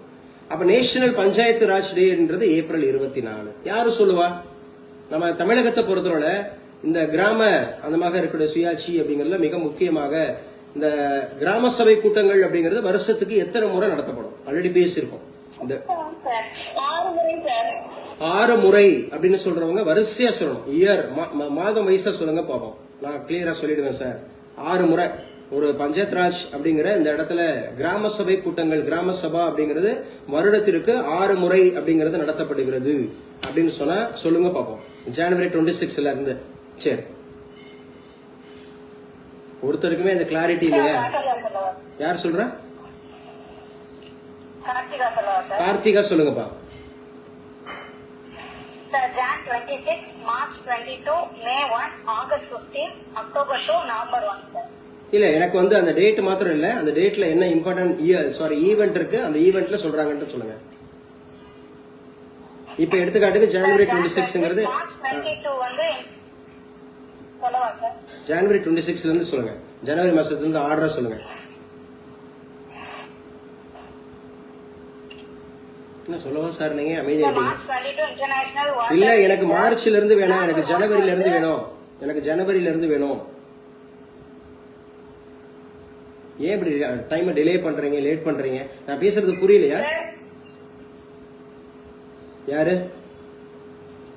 சார் அபிநயா சொல்லுவா சார். அபிநயா சொல்லுங்கப்பா. Sir January 26 Republic Day sir. Yes. March 22 International Water Day sir. Yes. May 1 வந்து Labor Day வரும் சார். Yes. August 15 வந்து Independence Day வரும் சார். Yes. October 2 காந்திஜி பிறந்திருப்பார் சார். November 1 தமிழ்நாடு உருவான நாள் சார். ஓகேங்க, இதுதான் அந்த 6 நாள் அப்படிங்கறத ஞாபகம் வச்சுக்கணும். ஓகேப்பா, பரவாயில்ல. கார்த்திகா அண்ட் அபிநயா 2 பேருக்குமே கங்க்ராட்ஸ். ஆனா என்ன பண்ணணும், கொஞ்சம் ஆர்டர்லியா சொல்லிருக்கணும். கரெக்ட் தான், ஆர்டர்லியா சொல்லிருக்கணும். கரெக்ட் தான். அப்ப அந்த டேஸ் ஞாபகம் வச்சுக்கணும். அப்ப ஜனவரி 26 அப்படிங்கிறது இந்தியன் ரிபப்ளிக் டே. அன்னைக்கு வந்து நம்முடைய கிராம சபை கூடுது. மார்ச் 22 அப்படிங்கிறது வேர்ல்டு வாட்டர் டே. சரியா? இன்டர்நேஷனல் அப்படிங்கிறது நீர் அப்படிங்கிறது. சோ அன்னைக்கு நம்ம கூடுறோம் மார்ச்ல. அது மாதிரி ஏப்ரல் 24 அப்படிங்கிறது நீங்க இங்கே ஞாபகம் வச்சுக்கோங்க, பஞ்சாயத்து ராஜ் டே ஏப்ரல். அதுக்கப்புறம் மே 1 அப்படிங்கிறது இருக்கு. இந்த மே 1 அப்படிங்கிறது வந்து பாத்தீங்க அப்படின்னு சொன்னா உழைப்பாளர் தினம், அது அங்க இருக்கு. சரி, உழைப்பாளர் தினம் அப்படிங்கிறது நமக்கு இருக்கு. அதே மாதிரி மே அப்படிங்கிறது. சரியா? அதுக்கப்புறம் வந்து பாத்தீங்கன்னா ஆகஸ்ட் 15 அப்படிங்கிறது நம்முடைய சுதந்திர நாள் இருக்கு, அன்னைக்கு கூடுறாங்க ஆகஸ்ட். சோ அதுக்கப்புறம் அக்டோபர் 2 அப்படிங்கிறது காந்தி ஜெயந்தி தினம் அப்படிங்கிறது இருக்கு. சோ அன்னைக்கு கூடுறாங்க. அதே போல நவம்பர் 1 அப்படிங்கிறது தான் நம்ம தமிழ்நாடு தினம். நவம்பர் 1ங்கிறது தமிழ்நாடு தினம். சோ அன்னைக்கு நம்ம கூடுறோம் அப்படிங்கறத ஞாபகம் வச்சுங்க. சோ இன்னைக்கு நேஷனல் பஞ்சாயத்து ராஜ் டே அப்படிங்கறத ஞாபகம் வச்சுங்க. இதை பத்தி இன்னும் நிறைய இருக்கு, நம்ம அதை கிளாஸ்ல படிச்சுக்குவோம். இப்ப வேண்டாம், இப்ப கரண்ட் அஃபேர்ஸ்ல வேண்டாம். சோ இந்த நாள் எவ்வாறு அனுசரிக்கப்படுகிறது அப்படின்னு கேட்டா, சன்ஷாத் பஞ்சாயத் சர்வான் கீன் விகாஸ். நோட்ஸ் உங்களுக்கு போர்டுல தெரியுதுல? சக்ஷாத் பஞ்சாயத்து சர்வான் கீன் விகாஸ். சஷாத் பஞ்சாயத் சர்வான்கீன் விகாஸ் அப்படிங்கிறது அப்படின்னா என்ன சார்? எம்பவர்டு பஞ்சாயத், அதிகாரமிக்க பஞ்சாயத்து. எம்பவர்டுனாவே அதிகாரம். எம்பவர்டு பஞ்சாயத் ஹோலிஸ்டிக் டெவலப்மெண்ட் அப்படிங்கிறது, ஒட்டுமொத்த வளர்ச்சி.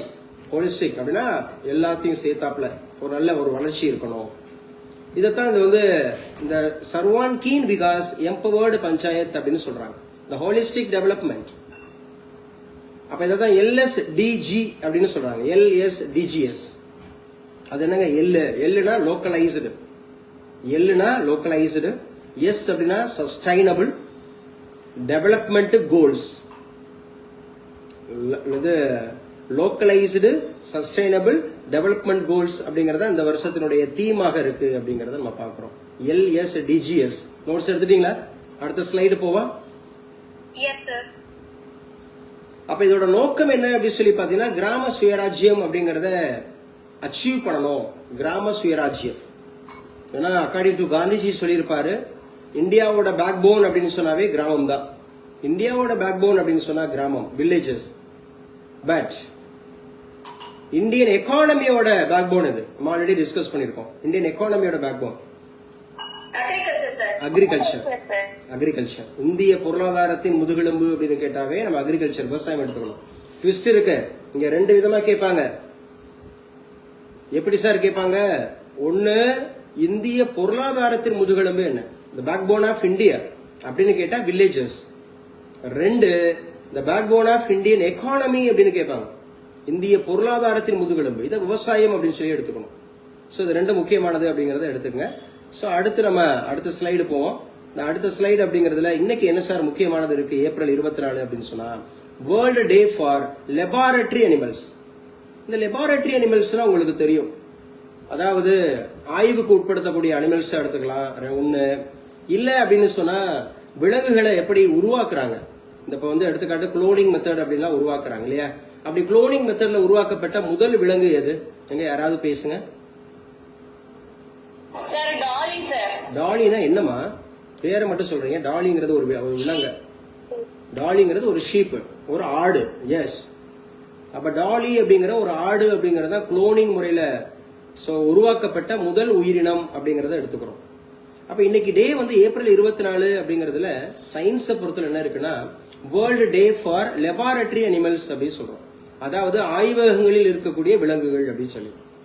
இந்த லெபார்டரி அப்படிங்கிறது வந்து இதோட கிளிப்டு வேர்டு தெரியுமா இருக்காது?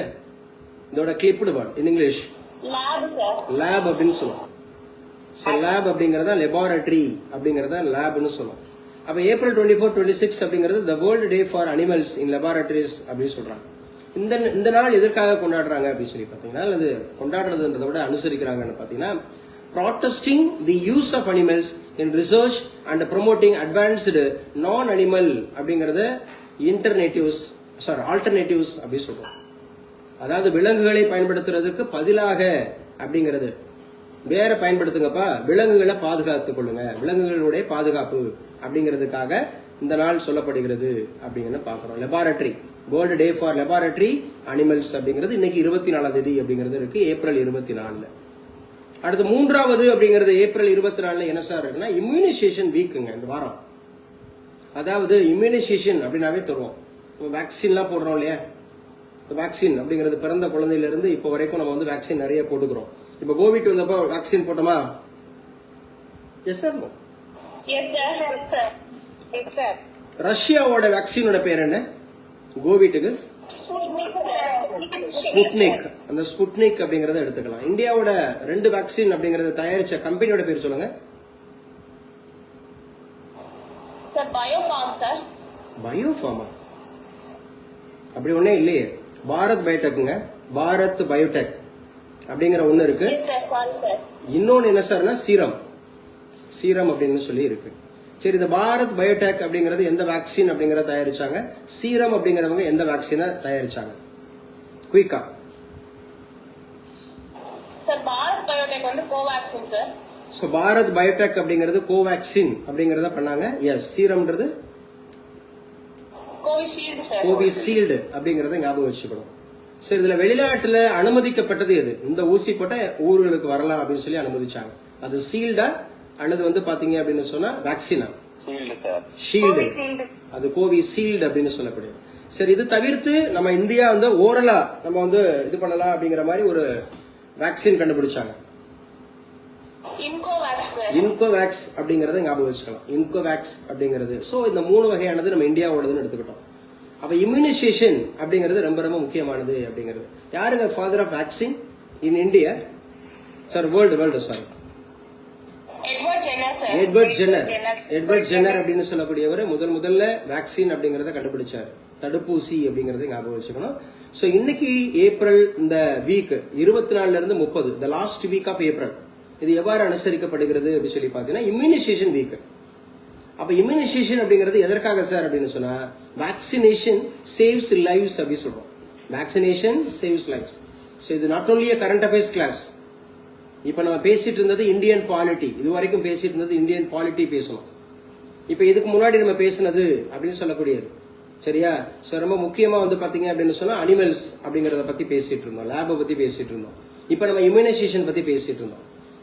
இந்த இம்யூனைசேஷன் வீக் அப்படிங்கிறது எந்த நாள் அப்படின்னா ஏப்ரல் 24 இருந்து ஏப்ரல் 30 வரைக்கும் லாஸ்ட் வீக் ஆஃப் ஏப்ரல் அப்படி சொல்லிட்டோம். இது தீம் என்ன சார் இந்த வருஷத்துக்கான theme? For every generation vaccine work அப்படின்னு சொல்றாங்க. ஒவ்வொரு தலைமுறைக்கும் இந்த வேக்சின் அப்படிங்கிறது வேலை செய்கிறது அப்படிங்கறத சொல்லியிருக்காங்க. ஸோ இதனால எவ்வளவு மக்கள் இறந்திருப்பாங்க, வேக்சின் இல்லாத காலங்களில் எவ்வளவு பேர் இறந்திருப்பாங்க. ஸோ அப்படிங்கிற போது வேக்சின் அப்படிங்கிறது மிக முக்கியமா இருக்கு அப்படின்னு சொல்றாங்க. இன்னைக்கு April 24 and last one April 24 இன்னைக்கு லாஸ்ட் ஒன் அப்படிங்கிறது என்ன சார் அப்படின்னு சொல்லி பாத்தீங்கன்னா த டே ஆஃப் இன்டர்நேஷனல் டே தான் இதுவும். The day of the multilateralism and diplomacy for peace. அதாவது அமைதியை ஏற்படுத்துறதுக்கு நமக்கு மல்டிலேட்டரல் அப்படின்னு சொல்லக்கூடியது இருக்கணும், டிப்ளமசி இருக்கணும் அப்படின்னு சொல்லி சொல்றாங்க. ஏப்ரல் 24 இது எதை சார் ஃபோக்கஸ் பண்ணுது அப்படின்னு கேட்டா fostering global cooperation and diplomacy to negative complex international challenges aiming for a peaceful. உலக நாடுகளில் இருக்கக்கூடிய ஏற்றத்தாழ்வுகள், உலக நாடுகளில் இருக்கக்கூடிய பிரிவினைவாதங்கள், உலக நாடுகளில் இருக்கக்கூடிய வெறுப்பு உணர்வு, இதையெல்லாம் நீக்கிட்டு உலகம் எங்கிலும் அமைதி இருக்கணும் அப்படின்னு சொல்லு. இப்ப பாருங்க இந்த ஹோர்மோன்ஸ் அப்படிங்கிற ஒரு ஸ்ட்ரெயிட் அப்படிங்கறது அடைக்கப்பட்டதுனால உலகம் எல்லாம் வந்து பாத்தீங்கன்னா ஒரு பாதிப்புக்கு அப்படிங்கிற ஒரு உள்ளாகிறத நம்ம பார்க்க முடியுதா? ஸோ இது எல்லாம் ரொம்ப முக்கியமானது அப்படிங்கறத நம்ம பார்க்கிறோம். ஸோ இதில் நல்லா கவனிச்சுங்க. இன்னைக்கு உண்டான கிளாஸ்ல இது முக்கியமானது அப்படின்னு சொல்லி பார்க்கிறோம். ரைட். ஸோ அடுத்து எழுதி வச்சுங்க இன்னைக்கு உண்டானதுல என்ன சார் அப்படின்னு சொல்லி பாத்தீங்கன்னா தமிழகத்துல இப்போ ஒரு வாக்கு சதவிகிதம் அப்படிங்கிறது நடந்து முடிஞ்சிருக்கிறத நம்ம பார்க்க முடியுது. ஸோ வரலாறு காணாத அளவிற்கு 85% வாக்குப்பதிவு அப்படிங்கிறது நமக்கு இப்ப கன்ஃபார்ம் பண்ணியிருக்காங்க. யாரு சார் அப்படின்னு சொல்லி பாத்தீங்கன்னா election commission of India, chief election commission. அப்ப சீஃப் எலெக்ஷன் கமிஷன் அப்படின்னு சொன்னாவே பார்ட் என்னப்பா?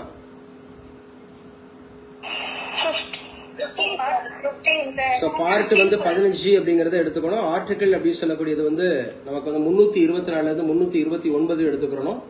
சோ நிர்வாச்சன் சதன் அப்படிங்கிறது தான் இதனுடைய அதிகாரப்பூர்வ பெயர் தெரிஞ்சுக்கணும். சோ இது வந்து எங்க சார் இருக்குன்னா நியூ டெல்லியில இருக்குன்னு தெரிஞ்சுக்கணும். இந்த சீஃப் எலெக்ஷன் கமிஷனர் யாரு சார்னா ஞானேஷ் குமார் அப்படிங்கறத எடுத்துக்கணும். இன்னொருத்தர் விவேக் ஜோஷி அப்படிங்கறத எடுத்துக்கணும். இன்னொருத்தர் SS சாந்து அப்படிங்கறத எடுத்துக்கணும். சோ இது ரொம்ப முக்கியமானது அப்படின்னு சொல்லி பார்க்கிறோம். நீங்க கையில இதுல பாக்குறீங்க, திரையில பாக்குறீங்க 80% வாக்குப்பதிவு வரலாறு காணாத சாதனை அப்படின்னு சொல்லி போட்டிருக்காங்க. ஆனா இதை விட வந்து பாத்தீங்கன்னா 92% அப்படிங்கிறது போயிருச்சு. எங்க சார் அப்படின்னா மேற்கு வங்காளம், வெஸ்ட் பெங்கால் அப்படிங்கறதுல தமிழ்நாட்டை விட நல்ல மனுஷங்களா இருப்பாங்க போல. அங்கே முதல் பேஸ் அப்படிங்கிற முதல் காலகட்டம் அப்படிங்கறதுல அங்க 92% வாக்குப்பதிவு அப்படிங்கிறது வெஸ்ட் பெங்கால்ல போயிருக்கு. நம்ம ஆல்ரெடி பேசியிருக்கோம். வெஸ்ட் பெங்காலோட சிஎம்ஆ இருந்தவர் யாரு? மம்தா பானர்ஜி அப்படிங்கிறவங்க எந்த தொகுதியில போட்டி போடுறாங்க? பவானிப்பூர் தொகுதியில போட்டி போடுறாங்க அப்படிங்கறத ஞாபகம் வச்சுக்கணும். எத்தனை தொகுதிகள் அப்படிங்கறது அங்க இருக்கு? 294 தொகுதி இருக்கு. 294ல முதல் கட்டம் அப்படிங்கிறது எத்தனை தொகுதிகள் அப்படிங்கறது தேர்தல் நடந்து முடிஞ்சிருக்குது? 153 தொகுதிகள் அப்படிங்கறது தேர்தல் நடந்து முடிஞ்சிருக்குது. நம்ம ஊர்ல 234 தொகுதிகளுக்கு தேர்தல் நடந்து முடிஞ்சிருக்குது. சோ நம்முடைய முதலமைச்சர் அவர்கள் அப்படிங்கிறது, சோ அதுக்கப்புறம் வந்து பாத்தீங்கன்னா எடப்பாடி பழனிசாமி அவர்கள் அப்படிங்கிறவங்க பாக்குறோம். யாருன்னு பாருங்க என்ன சொல்லு. அடுத்து நடிகர் விஜய், அவர் விஜய் அப்படின்றத பார்க்கிறோம். இது 4 முனை போட்டி. இவங்க 4 பேருமே முதலமைச்சர் வேட்பாளர்கள். அதனால அவங்க தங்களுடைய ஜனநாயக கடமையை அவங்க நிறைவேற்றின மாதிரி காமிச்சு கொடுத்திருக்கிறாங்க. சோ இந்த வாக்கு சதவிகிதம் அப்படிங்கிறது என்ன சார் காமிச்சு கொடுக்குது அப்படி சொல்லி நம்ம தெரிஞ்சுக்கணும். இது மெயின்ஸுக்கு முக்கியமானது. அப்ப இப்பதான் இந்த மாதிரியான வாக்குப்பதிவு இருக்கா? அப்ப போன 2021 தேர்தல் அப்படிங்கறதுல எவ்வளவு வாக்கு சதவீதம் இருந்துச்சு? 2016 எவ்வளவு இருந்துச்சு? இருங்கப்பா, நான் இன்னும் கேள்வியே கேட்கல, நான் பேசிட்டு இருக்கேன். சோ 2011, 2016, 2021 இந்த மூணையும் கம்பேர் பண்ணி பார்க்கும்போது இப்ப 2026 என்ன ஆயிருக்கு? சரி, இது இப்பதான் வந்து இந்த மாதிரி ஒரு மிகப்பெரிய ஏற்றம் இருக்கா அப்படின்னு கேட்டா கிடையாது. இது 1967 அப்படிங்கிறதுலயும் மிகப்பெரிய ஒரு வரலாறு காணாத ஒரு சாதனை இருந்துச்சு. 52ல நடந்த தேர்தலுக்கு பிறகு 67 தேர்தல் அப்படிங்கிறது மிகப்பெரிய ஒரு சாதனையா இருந்துச்சு 67ல. அதுக்கப்புறம் உங்களுக்கு 2011ல இருந்துச்சு, அதுவும் வரலாறு காணாத ஒரு சாதனையா இருந்துச்சு 2011 தேர்தல் அப்படிங்கிறதுலயும். அதுக்கப்புறம் 2016 இருந்துச்சு. இந்த 3 தேர்தல் அப்படிங்கிறது ஏற்கனவே இதே மாதிரி தமிழகத்தை பொறுத்தவரை அதிகப்படியான வாக்குப்பதிவு சதவீதம் அப்படிங்கிறது இருந்துச்சு. 2067 அப்படிங்கிறதுல யாருங்க முதலமைச்சரானா? அறிஞர் அண்ணா சார். சோ திமுக அப்படிங்கிறது முதல்ல என்ன பண்ணுது அப்படின்னு சொன்னா ஆட்சியை பிடிக்குது. அப்ப மக்கள் இந்த 3 தேர்தலில் நீங்க கவனிச்சு பாத்தீங்கன்னா ஒரு விஷயத்தை நீங்க உள்வாங்க முடியும். அதான் அந்த வாக்குப்பதிவு அதிகரிப்புக்கு காரணம் என்னன்னு சொல்லி போட்டிருக்காங்க. இதையும் நீங்க படிச்சு பாத்துக்கலாம். நான் சொன்ன இந்த 3 வருடம் அப்படிங்கிறது 1967, 2011, 2016, அதுக்கப்புறம் இப்ப 2026 அப்படிங்கிறது. அப்ப பொதுவா என்ன காரணம் சார் இந்த தேர்தலில் சொல்லப்படுது? 2026 தேர்தலில் வாக்குப்பதிவு அதிகரிப்புக்கு காரணம் என்ன அப்படின்னு சொல்லும் போது 97.37 லட்சம் வாக்காளர்கள் அப்படிங்கிறவங்க என்ன பண்ணிருக்காங்கன்னா எஸ்ஐஆர் மூலமாக நீக்கப்பட்டிருக்காங்க அப்படிங்கிற காரணத்தை சொல்றாங்க. மெயின்ஸுக்கு இது முக்கியம், இதை எழுதணும். சோ தமிழகத்தினுடைய தேர்தல் அப்படிங்கிறது வந்து பாத்தீங்கன்னா குரூப் 1 குரூப் 2ல மெயின்ஸ்ல கேட்பாங்க. அப்ப எஸ்ஐஆர் குறித்து கேட்க சொல்லுவாங்க, எழுத சொல்லுவாங்க. அப்ப நீங்க இதெல்லாம் எடுத்து எழுதணும். எடுத்து எழுதுவீங்களா? இல்ல சோசியல் மீடியால பாத்துட்டு சின்ன சின்ன பசங்க எல்லாம் சொல்றது அல்லது பெரியவங்க சொல்றதை பார்த்துட்டு அல்லது அரசியல் காழ்ப்புணர்ச்சியில சொல்றதை பார்த்துட்டு அவங்க சொல்றதை எழுதுவீங்களா?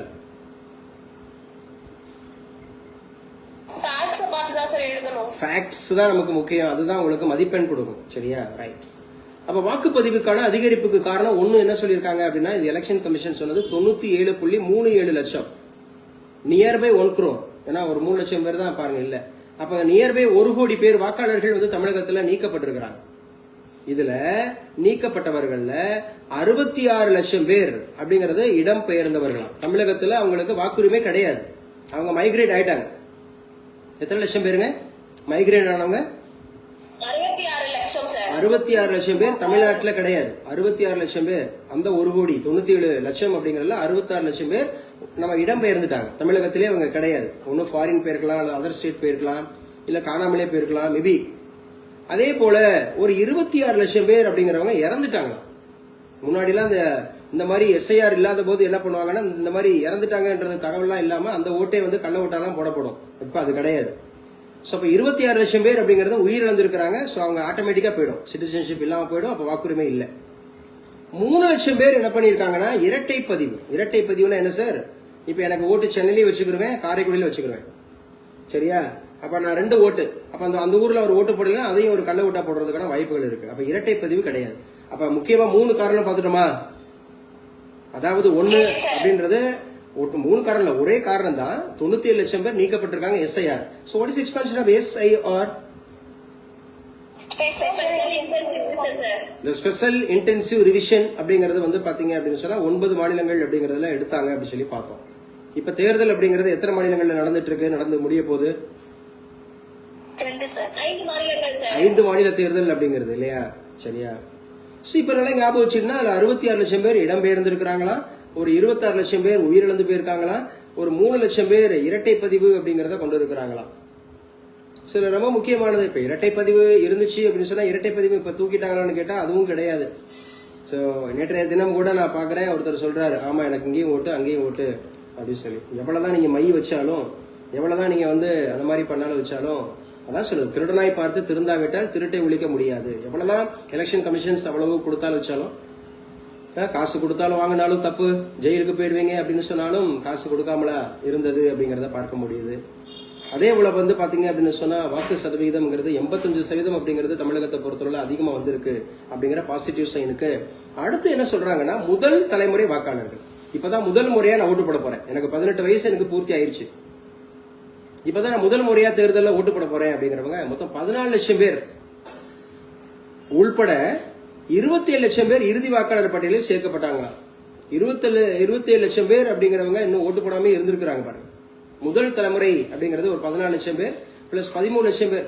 இன்னும் பாருங்களேன், அநேகர் நீங்க கேள்விப்பட்டிருக்கீங்களா உங்க ஊர்ல உங்க அருகாமையில அவங்க 18 வயசுலாம் கடந்து போயிருப்பாங்க, 20 வயசுலாம் ஆயிருப்பாங்க, ஆனா அவங்களுக்கு அவங்க ஓட்டர் லிஸ்ட்லயே சேராம இருந்திருப்பாங்க. அப்படி நிறைய பேர் பாத்திருக்கீங்களா? இல்லையாங்க அப்படிலாம் இல்ல அப்படி இருக்கீங்களா? பேசுங்க. அப்படி ஒன்றும் கேள்வியே படலையா உங்க ஏரியாவுக்கு? இல்ல கேள்விப்பட்டவங்க சொல்லுங்க. எஸ். இப்போ இதுலயே வந்து பாத்தீங்கன்னா 18 வயசு பூர்த்தி ஆகாதவங்க இப்போ தான் எங்க வீட்டிலே இருக்கிறாங்க. மேல் வீட்டில் வந்து பாத்தீங்கன்னா 2 பேர் 20 வயசை கடந்தாச்சு. ஆனா 2 பேருக்கும் அவங்க வந்து பாத்தீங்கன்னா ஓட்டர்ஸ் லிஸ்ட்ல அவங்க பேர் சேர்க்கல, வாக்காளர் பட்டியலில் அவங்க சேர்க்கல. இப்படி எவ்வளவு பேர் இருப்பாங்க பாருங்க. இப்படி எவ்வளவு பேர் இருப்பாங்க வைப்பாங்க அவங்கவுங்க சைட்ல அப்படின்னு சொல்லி பாத்தீங்கன்னா 14 லட்சம் பேர் உள்பட 27 லட்சம் பேர் இறுதி வாக்காளர் பட்டியலில் சேர்த்துக்கொள்ளாங்க. இதனால SIR பணிக்கு முன்பு 6 கோடியே 41 லட்சம் பேர் இருந்தாங்களாம் ஓட்டு போடுறவங்க. அது SIRக்கு முன்பு. நோட்ஸ் எடுக்கிறீங்கல்ல, கதை கேட்கறீங்களா? நோட்ஸ் எடுத்துங்க. அது மெயின்ஸுக்கு முக்கியம்னு சொல்லிட்டேன். குரூப் 1 குரூப் 2க்கு மெயின்ஸுக்கு முக்கியம். அப்ப 6 கோடியே 41 லட்சத்தி 14,587. 6 41 14 587. இது வந்து SIRக்கு முன்னால இருந்த வாக்காளர்கள். ஆஃப்டர் தி SIRக்கு பிறகு நேத்திக்கு ஓட்டு போடணும்னு இருந்தவங்க 5 கோடி 73 லட்சம் 43,291 அப்படிங்கிற மாதிரி குறைஞ்சிருக்கு.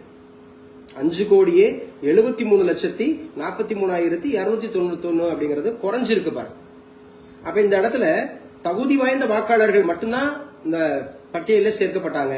அப்ப முதல் தலைமுறை வாக்காளர்கள் வாக்களிக்க ஆர்வம் காட்டியது.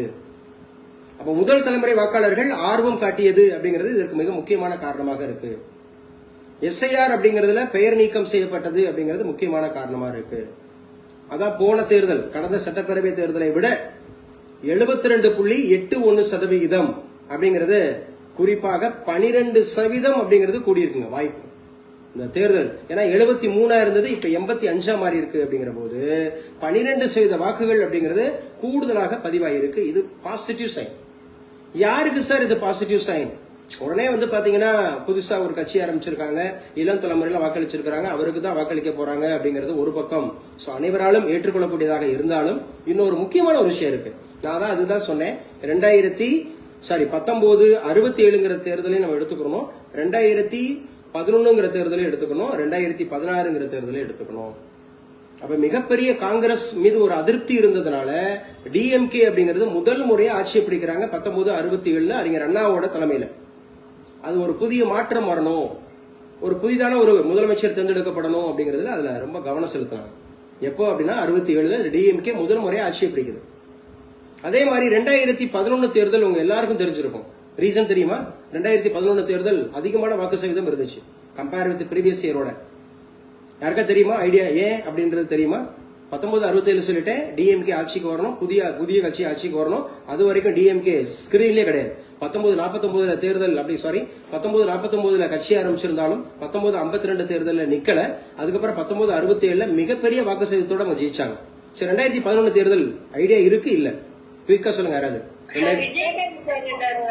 என்னமா? 2011 தேர்தல் அப்படிங்கறதுல விஜயகாந்த் நிக்கவே இல்லை. அவர் 2015 தேர்தலில் தான் அவர் வந்தாரு. 2011 அவர் நிக்கல. சோ 2011 பேசுங்க.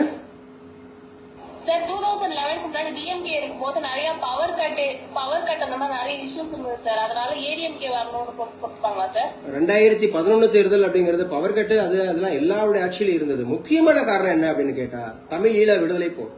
அதாவது ஸ்ரீலங்கால வந்து பாத்தீங்க அப்படின்னு சொன்னா தமிழர்கள் கொன்னு குவிச்சது. LTTE அப்படிங்கிறவங்க கொன்னு குவிக்கப்பட்டாங்க அந்த ஸ்ரீலங்கா அப்படிங்கிற ராணுவத்தினால. ஸ்ரீலங்கா அந்த முக்கியமா பிரபாகரன் அந்த தமிழ் அதமாக ஈழ மக்கள் அப்படின்னு சொல்றாங்க, அநேகர் கொன்று குவிக்கப்பட்டாங்க. அது வந்து DMK மீது ஒரு மிகப்பெரிய ஒரு அதிருப்தி ஏற்படுத்துச்சு. அது வந்து ஒரு பேசு பொருளாச்சு, மிகப்பெரிய ஒரு தாக்கத்தை ஏற்படுத்துச்சு. இதற்கு ஆப்போசிட்னு சொல்லி பார்த்தா அந்த தேர்தல்ல மாற்று வேற யாரு? ADMK தான். DMK இல்லைன்னா ADMK அப்படிங்கிற மாதிரி இருந்தது. ஸோ 2011 தேர்தல் அப்படிங்கிறது மிகப்பெரிய ஒரு வாய்ப்பாக இருந்துச்சு அப்படின்னு சொல்லி பார்க்கணும். அதே போல 2016 தேர்தல் யாரு சொல்லுவாங்க? 2016 தேர்தல் அப்படிங்கிறது மீண்டும் அப்படிங்கறத அவங்க ஆட்சி அமைக்கிறாங்க. ஜெயலலிதா அம்மையார் அப்படிங்கிறவங்க ஆட்சி அமைக்கிறாங்க 2016 தேர்தல். என்ன ரீசனா இருந்திருக்கும்? 2016 தேர்தல் அப்படிங்கிறது ரீசனா ஏன் இருந்திருக்கும்? 2016 தேர்தல் அப்படிங்கிறது. சோ இதனால ஞாபகம் வச்சுங்க, ரொம்ப முக்கியமானது. இதுல பூரா அடுத்த நிகழ்வுகள். அதே போலதான் இப்போ 2026 தேர்தல் ரொம்ப முக்கியமான தேர்தலா பார்க்கப்படுது. புதிதாக வாக்காளர்கள் அப்படிங்கிறவங்க ஓட்டு போட்டிருக்கிறாங்க. சோ ஒரு புதிய மாற்று வரணும் அப்படின்னு சொல்லிட்டு எல்லாருமே விரும்புறாங்க அப்படிங்கறத பார்க்க முடியுது. யாரு அப்படின்னு அந்த புதிதான வாக்காளர்கள். ஒரு மாற்று வரணும், அதே மாதிரி பெரியவங்க மாற்று வரணும். நீங்க நல்லா கவனிச்சு பாத்தீங்கன்னா அடுத்த ஸ்லைட்ல உங்களுக்கு காண்பிக்கிறேன். இந்த ஸ்லைட்ல எவ்வளவு பேரு அப்படிங்கிறவங்க எவ்வளவு வாக்கு சதவீதம் ஏற்பட்டிருக்கு. நான் ஏற்கனவே சொன்ன மாதிரி தமிழ்நாடு அப்படிங்கிறதுல 85, சோ இங்க 93 ஆயிருக்கு பாருங்க. 93% ஆயிருக்கு. நான் கூட 92ன்னு சொன்ன மாதிரி ஞாபகம் இருக்கு. 93 ஆயிருக்கு பாருங்க. எங்க சார் அப்படின்னா வெஸ்ட் பெங்கால். அப்போ over 85% polling in Tamil Nadu, highest in its electoral history. இது வரைக்கும் 85% இருந்ததே கிடையாது தமிழ்நாட்டை பொறுத்தவரை. இதான் ஹையஸ்ட் அப்படிங்கறது பாக்குறோம். சோ மேசிவ் அப்படிங்கிற ஒரு டர்ன் அவுட் ஆயிருக்கு பெங்கால்ல. இது வரைக்கும் அங்கேயும் அப்படிதான் 93%. இந்த வேர்ல்டு ரெக்கார்டு மாதிரி இருக்கு. 93% பேர் 152 பெங்கால் கான்ஸ்டிடியூஷன்ஸ்ல ஓட் பண்ணிருக்காங்க அப்படிங்கிறது மிகப்பெரிய ஒரு சாதனையாக இருக்கு. அதே மாதிரி நம்ம பார்த்தோம்ல, பக்கத்துல இருக்கக்கூடிய புதுச்சேரியில எவ்வளவு பேர் ஓட்டு போட்டுருந்தாங்க? புதுச்சேரி 89% அப்படிங்கறத போட்டிருந்தாங்க இல்லையா? இதெல்லாம் மிக முக்கியமாக பார்க்கப்படுகிறது இந்த தேர்தல் அப்படிங்கறதுல ஞாபகம் வச்சுங்க. சோ என்ன சார் அப்படின்னு சொல்லிட்டு பார்க்கணும். சோ இதெல்லாம் அடுத்தடுத்து நம்ம பார்க்கக்கூடியதுல ரொம்ப முக்கியமானது அப்படிங்கிறது. சோ அப்ப இந்த தேர்தல் அப்படிங்கறதுல இளம் வாக்காளர்கள் அதிகமாக வாக்களிச்சிருக்கிறாங்க. புதிதான ஒரு மாற்றம் வரணும்னு அதிகமா பண்ணிருக்காங்க. ஆனா இது யாருக்கு ரொம்ப மிகப்பெரிய பாசிட்டிவா இருக்குன்னா ஆளும் கட்சிக்கும் இது மிகப்பெரிய பாசிட்டிவா இருக்கும். சோ ஆளும் கட்சி அப்படிங்கிறது இப்ப மீண்டும் அவங்க ஆட்சி அமைக்கிறதுக்கு ரொம்ப மிகப்பெரிய ஒரு வாய்ப்பா இருக்கும். ஏன்னா வாக்கு சதவீதம் அதிகரிச்சிருக்கிறதுனால. காரணம் என்ன அப்படின்னு சொல்லி பாத்தீங்கன்னா, இங்க ஒரு தேர்தலை நிர்ணயிக்கிறதுல 3 முக்கியமான காரணிகள் அப்படிங்கிறது பிரதிபலிக்கும். ஒண்ணு அப்படின்னு சொல்லக்கூடியது, இது கருத்து கணிப்பு கிடையாது, இது வந்து ஐடியாலஜி, இது லாஜிக். இப்படிதான் இருந்திருக்கு தேர்தல்கள் அப்படின்னு சொல்லக்கூடியது. ஒரு கட்சி அப்படிங்கிறது வந்து ஆட்சி அமைக்கிறதுக்கு அவங்களுடைய வாக்கு சதவீதம்ங்கிறது அதிகம். அவங்களுடைய வாக்கு சதவீதம் எவ்வளவு பேர் ஓட்டு போட்டிருக்காங்கிறத தாண்டி ஒவ்வொரு கட்சியும் எவ்வளவு வாக்கு வங்கி வச்சிருக்குங்கிறது முக்கியம். அந்த அடிப்படையில பாக்குறப்போ டிஎம்கே அப்படிங்கிறது 49 இருந்து இருக்கக்கூடிய ஒரு நீண்ட நெடிய அனுபவம் பெற்ற ஒரு கட்சி. அதே போல ஏடிஎம்கே அப்படிங்கிறவங்க 1972 இருந்து இருக்கக்கூடிய ஒரு நீண்ட நெடிய பெரிய கட்சி. சோ இவங்க கூட இணைஞ்சிருக்கிறது யாருன்றத பார்க்கணும். இவங்க 2 பேரோட இணைஞ்சிருக்கிறது யாரு? சோ மிக முக்கியமா காங்கிரஸ் கிட்டத்தட்ட 1937 இருந்து தொடர்ந்து 1967 வரை தமிழகத்தை ஆட்சி செய்த ஒரு கட்சி. அப்ப அவங்களோட வாக்கு சதவீதம் எவ்வளவு இருக்குன்னு சொல்லி பாருங்க. அதே போல அந்தந்த கட்சிகள்ல நீங்க பாத்துக்கணும். ஏன்னா மெகா கூட்டணியை வச்சிருக்காங்க 2 கட்சியுமே. இங்க டிஎம்கே அப்படிங்கிறப்ப மெகா கூட்டணியில இருக்கு. சோ அவங்கள பெரும்பான்மையான வாக்கு சதவீதம் உள்ள கட்சிகள் அப்படின்னா ஒரு 6 பெரிய கட்சிகள் இருக்கு. அதுல குறிப்பாக வந்து பாத்தீங்கன்னா டிஎம்கே, காங்கிரஸ், விடுதலை சிறுத்தைகள், தேமுதிக, கம்யூனிஸ்ட் கட்சிகள் அப்படிங்கிறவங்க நிறைய வாக்கு சதவீதம் வச்சிருக்கக்கூடிய ஒரு கட்சி. அதே போல அங்க என்டிஏ கூட்டணி எடுத்துக்கிட்டீங்கன்னா, சோ ஏடிஎம்கே உங்களுக்கு தெரியும் பாசிட்டிவா அவங்களும் ஒரு 30% மேல வாக்கு வங்கி வச்சிருக்காங்க ஆல்ரெடி நிரூபிச்சிருக்காங்க.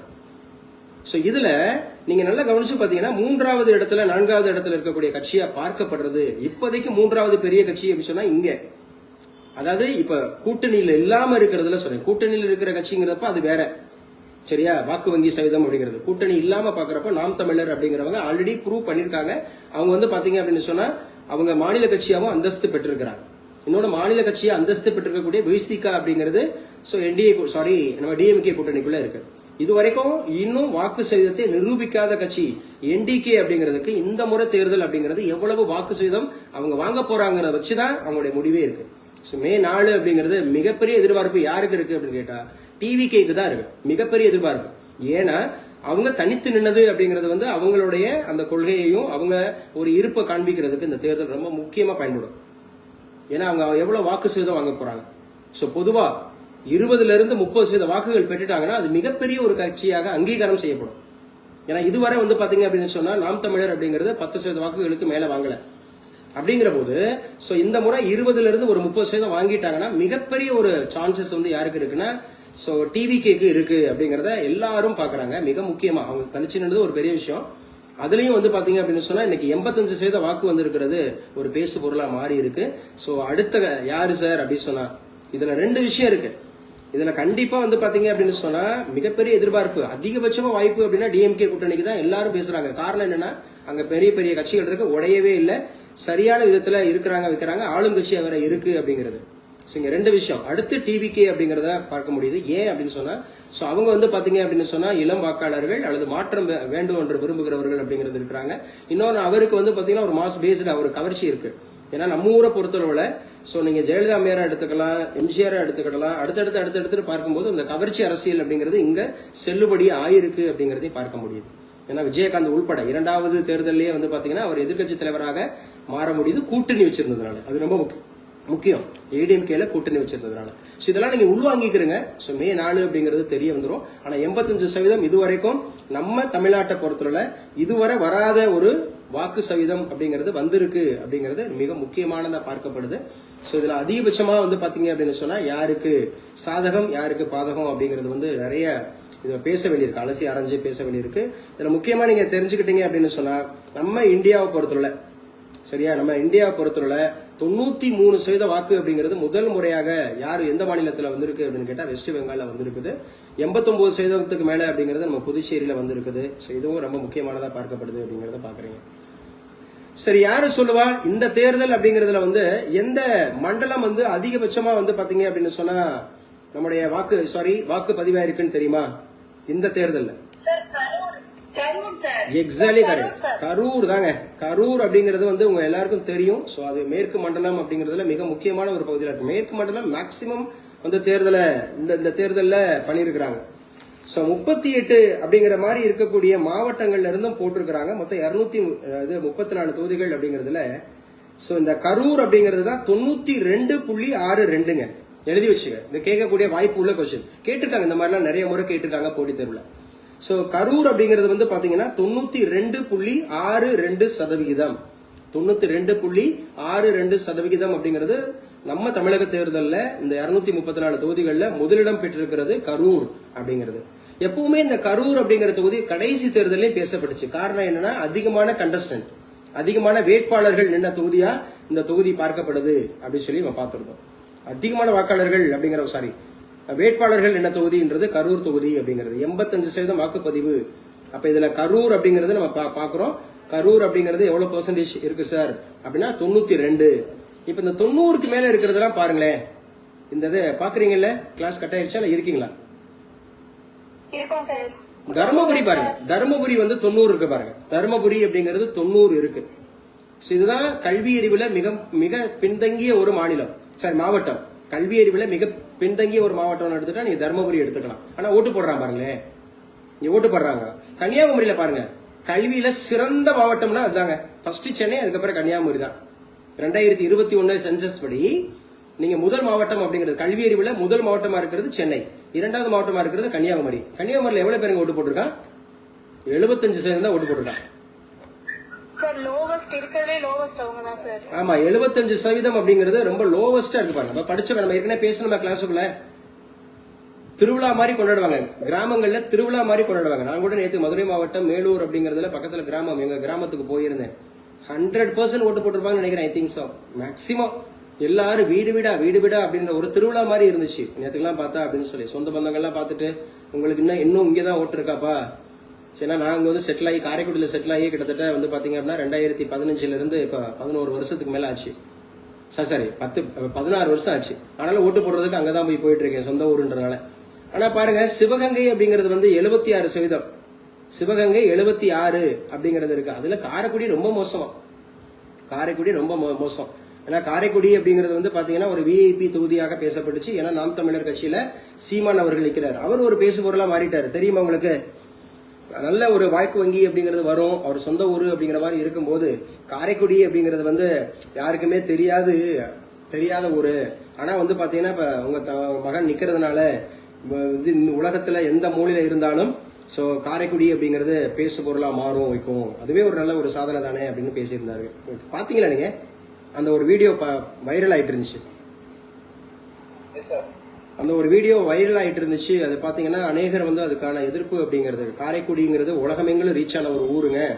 ஏன்னா காரைக்குடி அப்படிங்கிறது கண்ணதாசன் பிறந்த ஊரு. காரைக்குடிங்கிறது கல்வி மாநகர், அழகப்பா பல்கலைக்கழகம், சிஎஸ்ஐஆர் சிக்ரி. அதே போல இங்க இருக்கக்கூடிய செட்டிநாடு அப்படிங்கிறது, இங்க இருக்கக்கூடிய அது மாதிரி உணவு பிளஸ் பழக்க வழக்கங்கள், அதே மாதிரி வந்து பாத்தீங்கன்னா நிறைய கோவில் தலங்கள், இப்படிலாம் நிறைய விஷயத்த எல்லாரும் பண்ணிட்டு இருந்தாங்க. இந்த காரைக்குடிங்கிறது உலகமெங்கிலும் தெரிஞ்ச ஊர். பர்டிகுலரா கண்ணதாசன் உலகெங்கிலும் அப்படிங்கிறது கண்ணதாசனை பத்தி தெரியும் இல்லைங்களா? அப்படி இருக்கும்போது யாரோ ஒரு அரசியல் கட்சி தலைவர் வந்துட்டு தான் காரைக்குடிங்கிறது பேசு பொருளா மாறும், எல்லாருக்கும் தெரியுங்கிறத காமன் பீப்புள் அப்படிங்கிறவங்க அதை வந்து அஜிடேட் பண்ணாங்க. ஸோ அந்த வார்த்தை அப்படிங்கிறது நிற்கிறதுனாலதான் அது வந்து பாப்புலர் ஆயிரும் அப்படின்னு சொல்லிட்டு.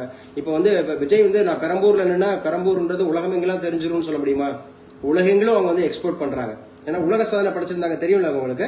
பெரம்பூர் அப்படிங்கிறது உலக சாதனை படைச்சிருந்துச்சு. எதுக்கு?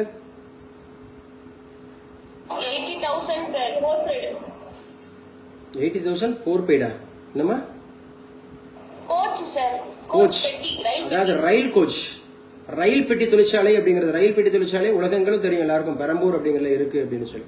இப்ப நடிகர் விஜய் வந்து பாத்தீங்கன்னா பெரம்பூர் தொகுதியில ஏன் நான் நின்னேன் அப்படின்னு சொன்னா, நான் நின்னா எல்லாருக்கும் தெரியும் அப்படின்னு சொன்னா அது எவ்வளவு அபத்தமா இருக்கும்னு சொல்லி பாரு. அதுதான் தவறு. ஸோ அந்த மாதிரி இருக்கிற விஷயத்துல வாக்குப்பதிவு அப்படிங்கறத நம்ம பார்க்க முடியுது. மேற்கு வங்காளம் அப்படிங்கறதுல 92% வாக்குப்பதிவு நடந்திருக்கு அப்படிங்கறத ஞாபகம் வச்சுங்க. ஸோ அதே மாதிரி பெருவாரியான வாக்குப்பதிவு ஆட்சி மாற்றத்திற்கு அறிகுறி அப்படின்னு பேசியிருக்கிறாங்க. பெருவாரியான யாரு? நம்ம பிரதமர் மோடி அவர்கள் பேசியிருக்கிறார். பெருவாரியான வாக்குப்பதிவு ஆட்சி மாற்றத்துக்கு அறிகுறி. ஏன்னா அங்க மேற்கு வங்காளத்துல 92% வாக்குப்பதிவு நடந்திருக்கிறது. ஸோ இது ஒரு ஆட்சி மாற்றம். நிச்சயமா அப்படி ஒரு கான்செப்ட் இருக்குங்க. எப்போ வந்து அதிகபட்சமா வந்து வாக்கு சதவீதம் இருக்கோ அது ஒரு பேராமீட்டருங்க. அது ஒரு பேராமீட்டர். ஆட்சியை விரும்பாதவர்கள் நம்ம கண்டிப்பா ஓட்டு போடணும்னு நினைப்பாங்க. இது ஒரு பக்கம் இருக்கு. அதோட மாற்று அப்படின்னு சொல்லக்கூடியது சரியா. சோ ஆளுங்கட்சி தொடரணும். யாரும் வந்து பாத்தீங்க அப்படின்னு சொன்னா எதிர்கட்சிகள் வேற கொள்கை மாறி இருக்கிறாங்க அப்படின்னு சொன்னா அவங்க வந்துடக்கூடாதுங்கிறதுக்காகவும் அநேகர் ஓட்டு போடுவாங்க. ரெண்டு பாசிட்டிவ் இருக்கு, ரெண்டுமே இருக்கு. ஆட்சி மாற்றத்துக்கும் முக்கியமான பங்கு இருக்கு. அதே போல வேற யாரும் வந்துடக்கூடாது அப்படிங்கிறதுக்காகவும் வாக்களிக்கக்கூடிய மனப்பான்மை அப்படிங்கிறது இருக்கு அப்படின்னு சொல்லி. ஆனா நம்பர் 1 ஆட்சி மாற்றத்துக்கு தான் இருக்கும். சோ பார்க்கலாம், வெயிட் பண்ணலாம். ஆட்சி மாற்றம் அப்படிங்கிறது இப்போ 5 மாநிலங்கள்ல மேற்கு வங்காளம் அப்படிங்கிறதுல யாரு இருக்கா அப்படின்னு சொல்லி பாத்தீங்கன்னா மம்தா பானர்ஜி. சோ அவங்க நீண்ட நாளா இருந்துட்டு இருக்காங்க. அதே போல இந்த பக்கம் புதுச்சேரி அப்படிங்கிறப்ப ரங்கநாதன் இருந்துட்டு இருக்காரு. அவர் பிஜேபியோட கூட்டுல இருக்கிறாரு. சோ அங்க என்னன்றது பார்க்கலாம். இங்க இதுவரை டிஎம்கே அப்படிங்கிறது 2வது முறை வந்ததே கிடையாது. அப்படிதான் இருந்திருக்கு. 1967 இருந்து பாத்தீங்கன்னா தொடர்ச்சியா 2 முறை இருந்ததே கிடையாது. ஆனா இங்க 2.0 அப்படிங்கறத முன்னிறுத்தி அப்படிங்கறது வந்து பாத்தீங்க அப்படின்னு சொன்னா டிஎம்கே இந்த முறை கண்டிப்பா நாங்க 2வது முறை 200 தொகுதிகள்ல வென்றெடுப்போம் அப்படிங்கிற ஒரு முனைப்போட இந்த தேர்தல் அணுகி இருக்கிறாங்க அப்படிங்கறத வந்து பாக்குறோம். இங்க பாருங்க, இங்க 2 எக்ஸ்ட்ரீம் இருக்கு பாருங்க. இந்த ஸ்கிரீன்ல காமிக்கிறத பாருங்க. கடமையை உணர்ந்த இளம் தலைமுறை அப்படிங்கறது பாக்குறீங்க ஒரு பக்கம்.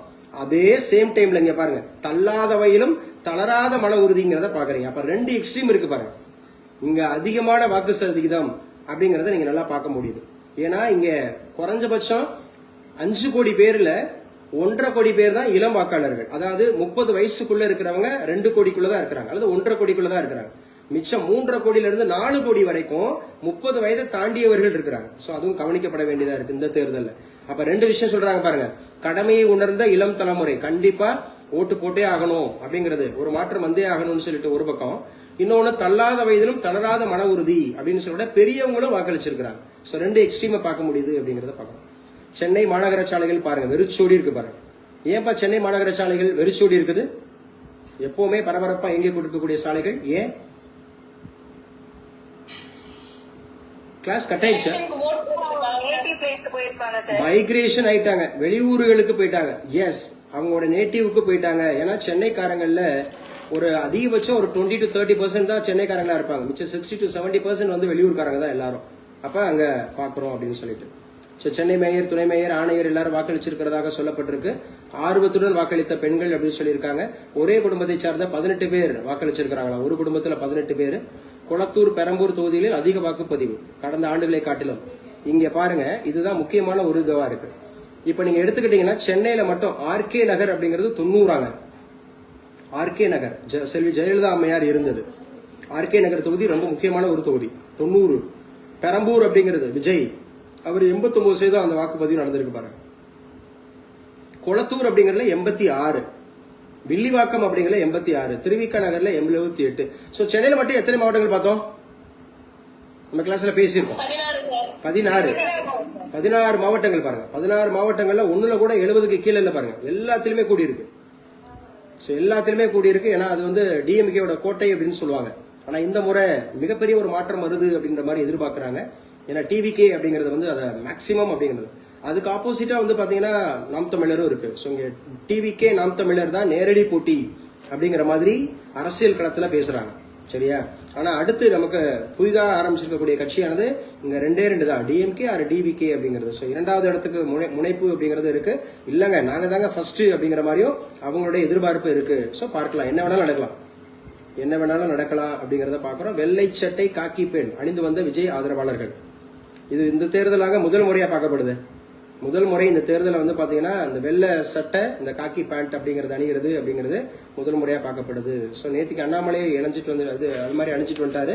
அப்ப நீங்க விஜயோட ஆதரவாளரா அப்படின்னு சொல்லி பார்த்துட்டாங்க. அதே மாதிரி பிசி இது நம்முடைய முதலமைச்சரும் அப்படிதான் எப்பவுமே அணிகிறாரு. இப்ப எப்பவுமே முதலமைச்சர் அதே மாதிரி தான் வெள்ளச்சட்டை பிளஸ் இந்த பேண்ட் அணிகிறாங்க அப்படிங்கறத பார்க்கப்படுது. இங்க பூராமே வெள்ளச்சட்டை தான் அணிஞ்சிருக்கிறாங்க. எக்ஸப்ட் அவங்க எப்பவுமே கருப்பு சட்டை தான் அணிவார். யாருங்க இவர்? எப்பவுமே கருப்பு சட்டை தான் அணிவார். யார் இவரு? கிளாஸ் கட் ஆயிடுச்சா? இல்ல சார். என்ன ஒரு படம் பார்த்து கதை சொல்லுக மாதிரி தான் கேட்டிருக்கேன். ஆமா, அங்க ஒருத்தர் தானே கருப்பு சட்டை போட்டிருக்காரு. மிச்சம் எல்லாருமே வெள்ளச்சட்டை தானங்க மேக்சிமம். அவர் எப்பவுமே கருப்பு சட்டை. ஏன்னா அவர் கருப்பு தான் அவங்களுடைய கட்சியே. நீ அந்த மாதிரி திராவிட கட்சி அப்படிங்கிறது சரியா? திராவிடர் கழகம் அப்படின்னு சொல்லக்கூடியது பெரியார் அவருடைய காலத்திலிருந்து தொடர்ந்து வந்து பாத்தீங்கன்னா அவங்க வந்து பாத்தீங்கன்னா தேர்தல் புறக்கணிப்பு ஆட்சி அப்படிங்கறது சாரி அந்த மாதிரி தேர்தல் நிக்கிறது இல்லை. ஆனா அவங்க டிஎம்கே அப்படிங்கறத தொடர்ந்து ஆதரிச்சுட்டு வராங்க.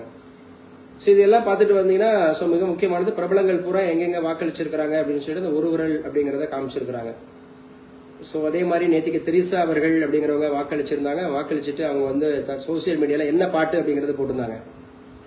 அதுவும் வைரல் ஆச்சு. ஏன்னா அவங்க நடிச்ச திரைப்படம் கில்லி அப்படிங்கிற திரைப்படத்துல இருந்து ஒரு பாட்டை வந்து அவங்க வந்து உள்ள இணைச்சிருந்தாங்க இல்லையா? அர்ஜுன் ஒரு வெள்ள ஏதோ சம்திங் அந்த பாட்டு வருமே. யாரும் கவனிக்கலையா?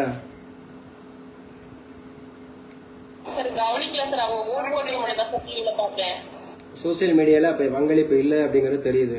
கயல்விழி பரவாயில்ல, சரி ஓகே பரவாயில்ல. சோ வனப்பகுதியில் 28 கிலோமீட்டர் நடந்து சென்று வாக்களித்த காணி மக்கள் அப்படின்னு சொல்லியிருக்காங்க. இயந்திர கோளாறா நிறைய கட்டுக்கடங்காத கூட்டத்துக்கு மத்தியில் வாக்களித்தார் விஜய். தமிழகத்தில் மீண்டும் நிலையான திமுக அரசுன்னு சொல்லியிருக்கிறாங்க. வரலாறு திரும்பும் அப்படின்னு சொல்லியிருக்கிறாங்க. மதவாத வெறுப்பு அரசியலுக்கு தமிழ் மண்ணில் இடமில்லை அப்படின்னு சொல்லி பேசியிருக்கிறாங்க.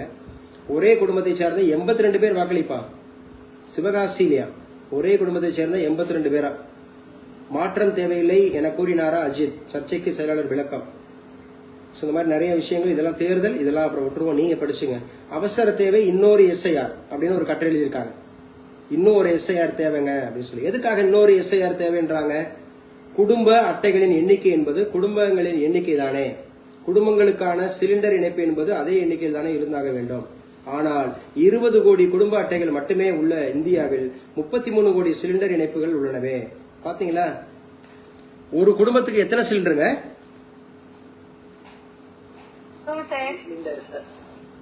ஒரு குடும்பத்துக்கு 2ஆ? அப்படியா? அப்ப இவங்க 20 கோடி குடும்ப அட்டைகள் மட்டுமே உள்ளன, இந்தியாவில் 33 கோடி சிலிண்டர் இணைப்புகள் உள்ளனவே அப்படின்னு சொல்லி கேட்டுட்டு மறுபடியும் எஸ்ஐஆர் நடத்துங்கன்னு சொல்றாங்க. இல்லம்மா, நான் கேட்கறது அடிஷனல் தானப்பா ஒண்ணு, இல்ல எடுத்த உடனே 2ஆ?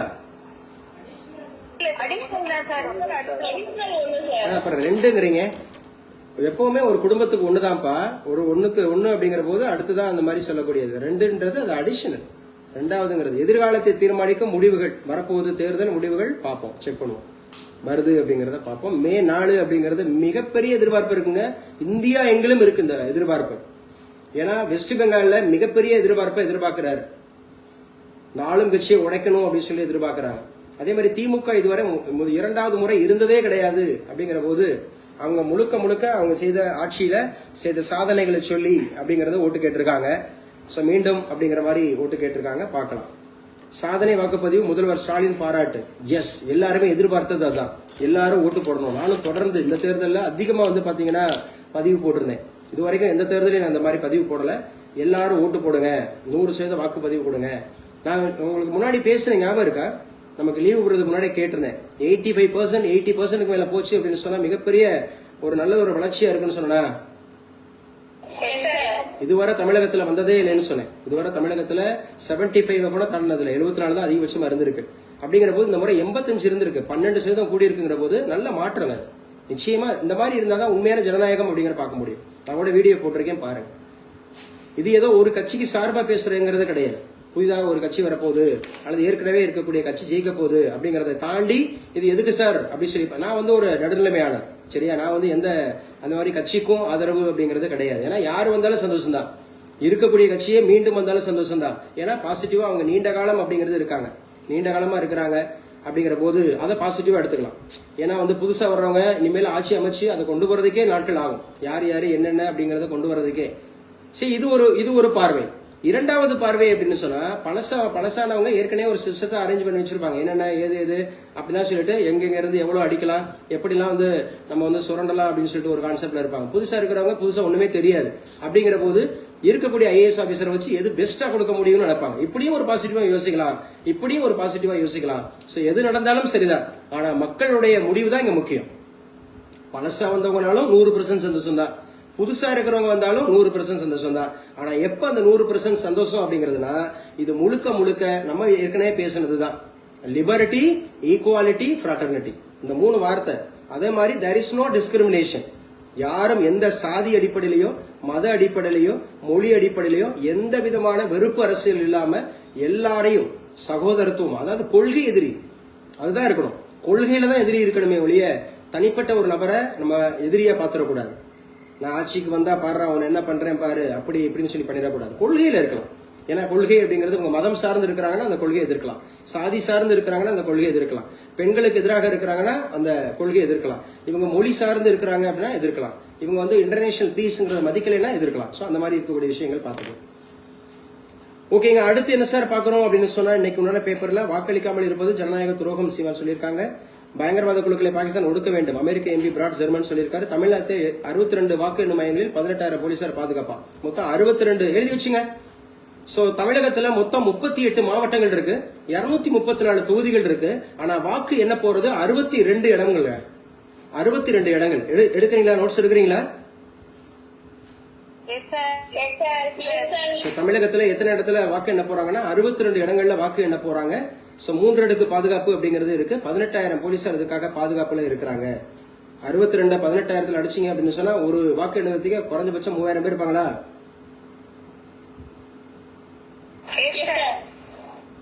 அப்படிங்கறது 3000 இருப்பாங்க. 62மா 62ங்கிறது 18,000 கரெக்ட் தானே? சோ ஞாபகம் வச்சுங்க, முக்கியமானது அப்படிங்கறத பாக்குறோம். பாருங்க வாக்குப்பதிவு, இது ஒரு ஸ்ட்ராட்டஜி சொல்றான் பாருங்க. இதுவரை வாக்குப்பதிவு பாருங்க, முதல் தேர்தல் நம்ம தமிழகத்துல நடந்த முதல் தேர்தல் அப்படிங்கிறது 52ல வெறும் 56% தான், 52% தான் இருந்திருக்கு, 56. அதுக்கப்புறம் அப்படியே 10% குறைஞ்சிருக்கு பாருங்க, அப்படியே 10% குறைஞ்சிருக்கு, 46 அப்படிங்கிறது. அடுத்து 70, 76, 67 சொன்னேன்ல, ஹையஸ்ட் பாத்தீங்களா? ஃபர்ஸ்ட் ஹையஸ்ட் அது 67 பேசினேன்ல இன்னைக்கு. ஃபர்ஸ்ட் ஹையஸ்டா 56ல இருந்து 76, 52ல வெறும் 56 தான் இருந்திருக்கு, 76% ஓட்டு பதிவா இருக்கு பாருங்க. 57ல வெறும் 46 தான் இருந்திருக்கு, 30% கூடி இருக்கு பாருங்க. அப்ப முதல் முறையே 76% கூட்டினது எந்த தேர்தல்ப்பா? 67. அந்த 67ல ஆட்சியை பிடிச்சது யாரு? அறிஞர் அண்ணா. திமுக வந்து ஆட்சியை பிடிச்சிச்சு. அதுக்கப்புறம் நான் ஒரு வருஷம் சொன்னேன், 2011 சொன்னா ஹையஸ்ட் சொன்னா 2011. 2011 பாருங்க 78 இருக்கு பாருங்க. இதெல்லாம் அசம்ஷன் கிடையாது, இதெல்லாம் ஃபேக்ட்ஸ். 78% இருந்திருக்கு பாருங்க, ஹையஸ்ட் 78. சோ அதுக்கப்புறம் இப்ப ஹையஸ்ட் அப்படிங்கறது 85. 85 அப்படிங்கறத ஞாபகம் வச்சுங்க, 85 அப்படிங்கறத ஞாபகம் வச்சுங்க. It is also very very important. தேர்தல்கள்ல நீங்க எடுத்து எழுதும் போது, மெயின்ஸ்ல எடுத்து எழுதும் போது இதெல்லாம் ரொம்ப முக்கியமா எடுத்துக்கங்க. சோ இந்திய வெளியுறவு கொள்கையில் ஆப்பிரிக்காவுக்கு அதிக முக்கியத்துவம், வெளியுறவுத்துறை அமைச்சர் ஜெய்சங்கர் சொல்லியிருக்கிறாங்க. சோ மேற்கு வங்காளம் அப்படிங்கறத ராமகிருஷ்ணமிடம், ஏன்னா இங்கதான் வந்து பேலூர் அப்படிங்கிறது இருக்கா, கல்கத்தால தான் வந்து பாத்தீங்கன்னா பேலூர் அப்படிங்கறதுல ராமகிருஷ்ணா மிஷன் அப்படிங்கறத ஆரம்பிச்சாரா? 1897 இல்ல 1893? ஏன்னா 1893 அவர் அமெரிக்கா போயிட்டு வந்திருப்பாரு, 1897 தான் அவர் ராமகிருஷ்ணா மிஷன் அப்படிங்கறத தொடங்குவாரு. அந்த போட்டோல இருக்கிற அந்த பெண்மணி யாரு? அடிக்கடி பேசியிருக்கேன் கிளாஸ்ல. ஆனந்தா தேவியா? சாரதா தேவி அதானே? பிரேமானந்தா நித்யானந்தா மாதிரி ஆனந்தா தேவின்னு சொல்றீங்க, இது சாரதா தேவி. யாருடைய மிஸ்ஸஸ்? ராமகிருஷ்ண பரமஹம்சர் அவங்களுடைய மனைவி தான் இந்த சாரதா தேவி. அடிக்கடி சொல்லியிருக்கேன், if you want peace of mind you don't fault with others, rather see in your own fault. நீங்க அமைதியாக இருக்க விரும்பினால் மற்றவருடைய குற்றத்தை கண்டுபிடிக்காதீங்க, உங்களுடைய குற்றம் என்னன்னு சொல்லி பாருங்க அப்படின்னு சொல்றோம். இது முக்கியமான வார்த்தை, அழகான வார்த்தை, அமைதிக்கு அப்படின்னு சொல்லிட்டு. ஸோ பார்க்கலாம் தேர்தல் முடிவுகள் அப்படிங்கிறத எல்லாரும் எதிர்பார்க்குறாங்க. அடுத்தாப்புல +2 ரிசல்ட், அடுத்து 10th ரிசல்ட் அப்படிங்கிறது, அடுத்து கல்லூரி உதவி பேராசிரியர் தேர்வு. தமிழகம் வந்து தொடர்ந்து ரிசல்ட்டை எதிர்பார்த்து நிறைய ஆஸ்பெக்ட்ல இருக்கிறாங்க. ஒரு பக்கம் முதல் முறையா தேர்தல், அடுத்த முதலமைச்சர் யார் அப்படிங்கிறது, இரண்டாவது அப்படிங்கிறது அடுத்த 4 நாள் கழிச்சு +2 ரிசல்ட், அடுத்து ஒரு 12 நாள் கழிச்சு 10th ரிசல்ட், இதுக்கு இடையில கல்லூரி உதவி பேராசிரியர் தேர்வுக்கான ரிசல்ட் தொடர்ந்து பார்க்கணும். பத்ரிநாத் கேத்ரிநாத், இந்த பத்ரிநாத் கேத்ரிநாத் அப்படிங்கிறது எங்க இருக்குன்னு சொல்லி பார்த்தோம். Sir Himadri sir. ஹிமாத்ரி அப்படிங்கிறது உத்தரகாண்ட்ல இருக்கு. ஸோ இந்த இடத்துல அது ரொம்ப முக்கியமானது. பத்ரிநாத் கேத்ரிநாத் அப்படிங்கிற ஒரு கோவில் அப்படிங்கிறது மிக முக்கியமானது. ஸோ அது புனித தலமாக பார்க்கப்படுது. ஸோ அடுத்து ஐநா பொதுச் செயலருடன் இந்திய வெளியுறவுத்துறை அதிகாரி சந்திப்பு. எழுதி வச்சுங்க. ஐநாவோட பொதுச் செயலர் இவர் தான் ஆண்டனியோ குட்ரஸ். இந்த ஆண்டனியோ குட்ரஸ் அப்படிங்கிறவர் இவர் தான் ஐநா சபையினுடைய இப்ப ஜெனரல் செக்ரட்டரியா இருக்கார். ஸோ இவரை ஞாபகம் வச்சுக்கணும். ஐக்கிய நாடுகள் சபையை பத்தி நம்ம நிறைய பேசியிருக்கிறோம் கிளாஸ்ல. மும்பையை வீழ்த்தியது சென்னை. இவர் 2வது செஞ்சுரி அடிச்சிருக்கிறாங்க இந்த ஐபிஎல் தொடர்ல. சஞ்சு ஜாம்சன் 2வது ஐபிஎல் தொடர் அப்படிங்கிறது, சாரி 2வது செஞ்சுரியை அவர் வந்து கன்ஃபார்ம் பண்ணியிருக்கிறார். ஸோ இது முக்கியமானதாக பார்க்கப்படுது. அடுத்து ஈரான் படகுகளை சுட்டு வீழ்த்துங்கள், அமெரிக்காவுக்கு ட்ரம்ப் உத்தரவா. அமெரிக்க கடற்படைக்கு உத்தரவு கொடுத்திருக்காரு, ஈரான் படகுகளை சுட்டு வீழ்த்துங்கள் அப்படின்னு சொல்லி. அந்த ஹார்மோர்ஸ் அப்படிங்கிறதுல தொடர்ந்து பிரச்சனை இருந்துட்டே இருக்கு அப்படிங்கிறது பாருங்க. ஸோ பிலிப்பைன்ஸ் முன்னாள் அதிபருக்கு எதிராக சர்வதேச நீதிமன்றத்தில் குற்றச்சாட்டுகள் உறுதி. சர்வதேச நீதிமன்றம் அப்படிங்கிறது எங்க இருக்கு? சர்வதேச நீதிமன்றம் ஸோ நெதர்லாந்து அப்படிங்கிறதுல திஹேக் அப்படிங்கிற பிளேஸ்ல இருக்கு அப்படிங்கறத ஞாபகம் வச்சுங்க. ஸோ அதுல மொத்தம் 15 நீதிபதிகள் இருப்பாங்க. நம்ம இந்தியாவில இருந்து 2வது முறையா போயிருக்கிறவர் யாரு? தன்விலால் பண்டாரி. அதுக்கப்புறம் முக்கியமானது நாஸ்காமோட புதிய தலைவர். நாஸ்காம் அப்படிங்கிறது ஒரு முக்கியமான ஒரு அமைப்பு, இந்திய தகவல் தொழில்நுட்பத்துறை அப்படிங்கிறது. இந்தியன் அப்படிங்கிறது வந்து பாத்தீங்க அப்படின்னு சொன்னா, ஸோ தகவல் தொழில்நுட்பத்துறை அப்படிங்கிற இன்ஃபர்மேஷன் டெக்னாலஜி அப்படிங்கிறதுல முக்கியமான ஒரு தலைவர் தேர்ந்தெடுக்கப்பட்டிருக்கிறார்.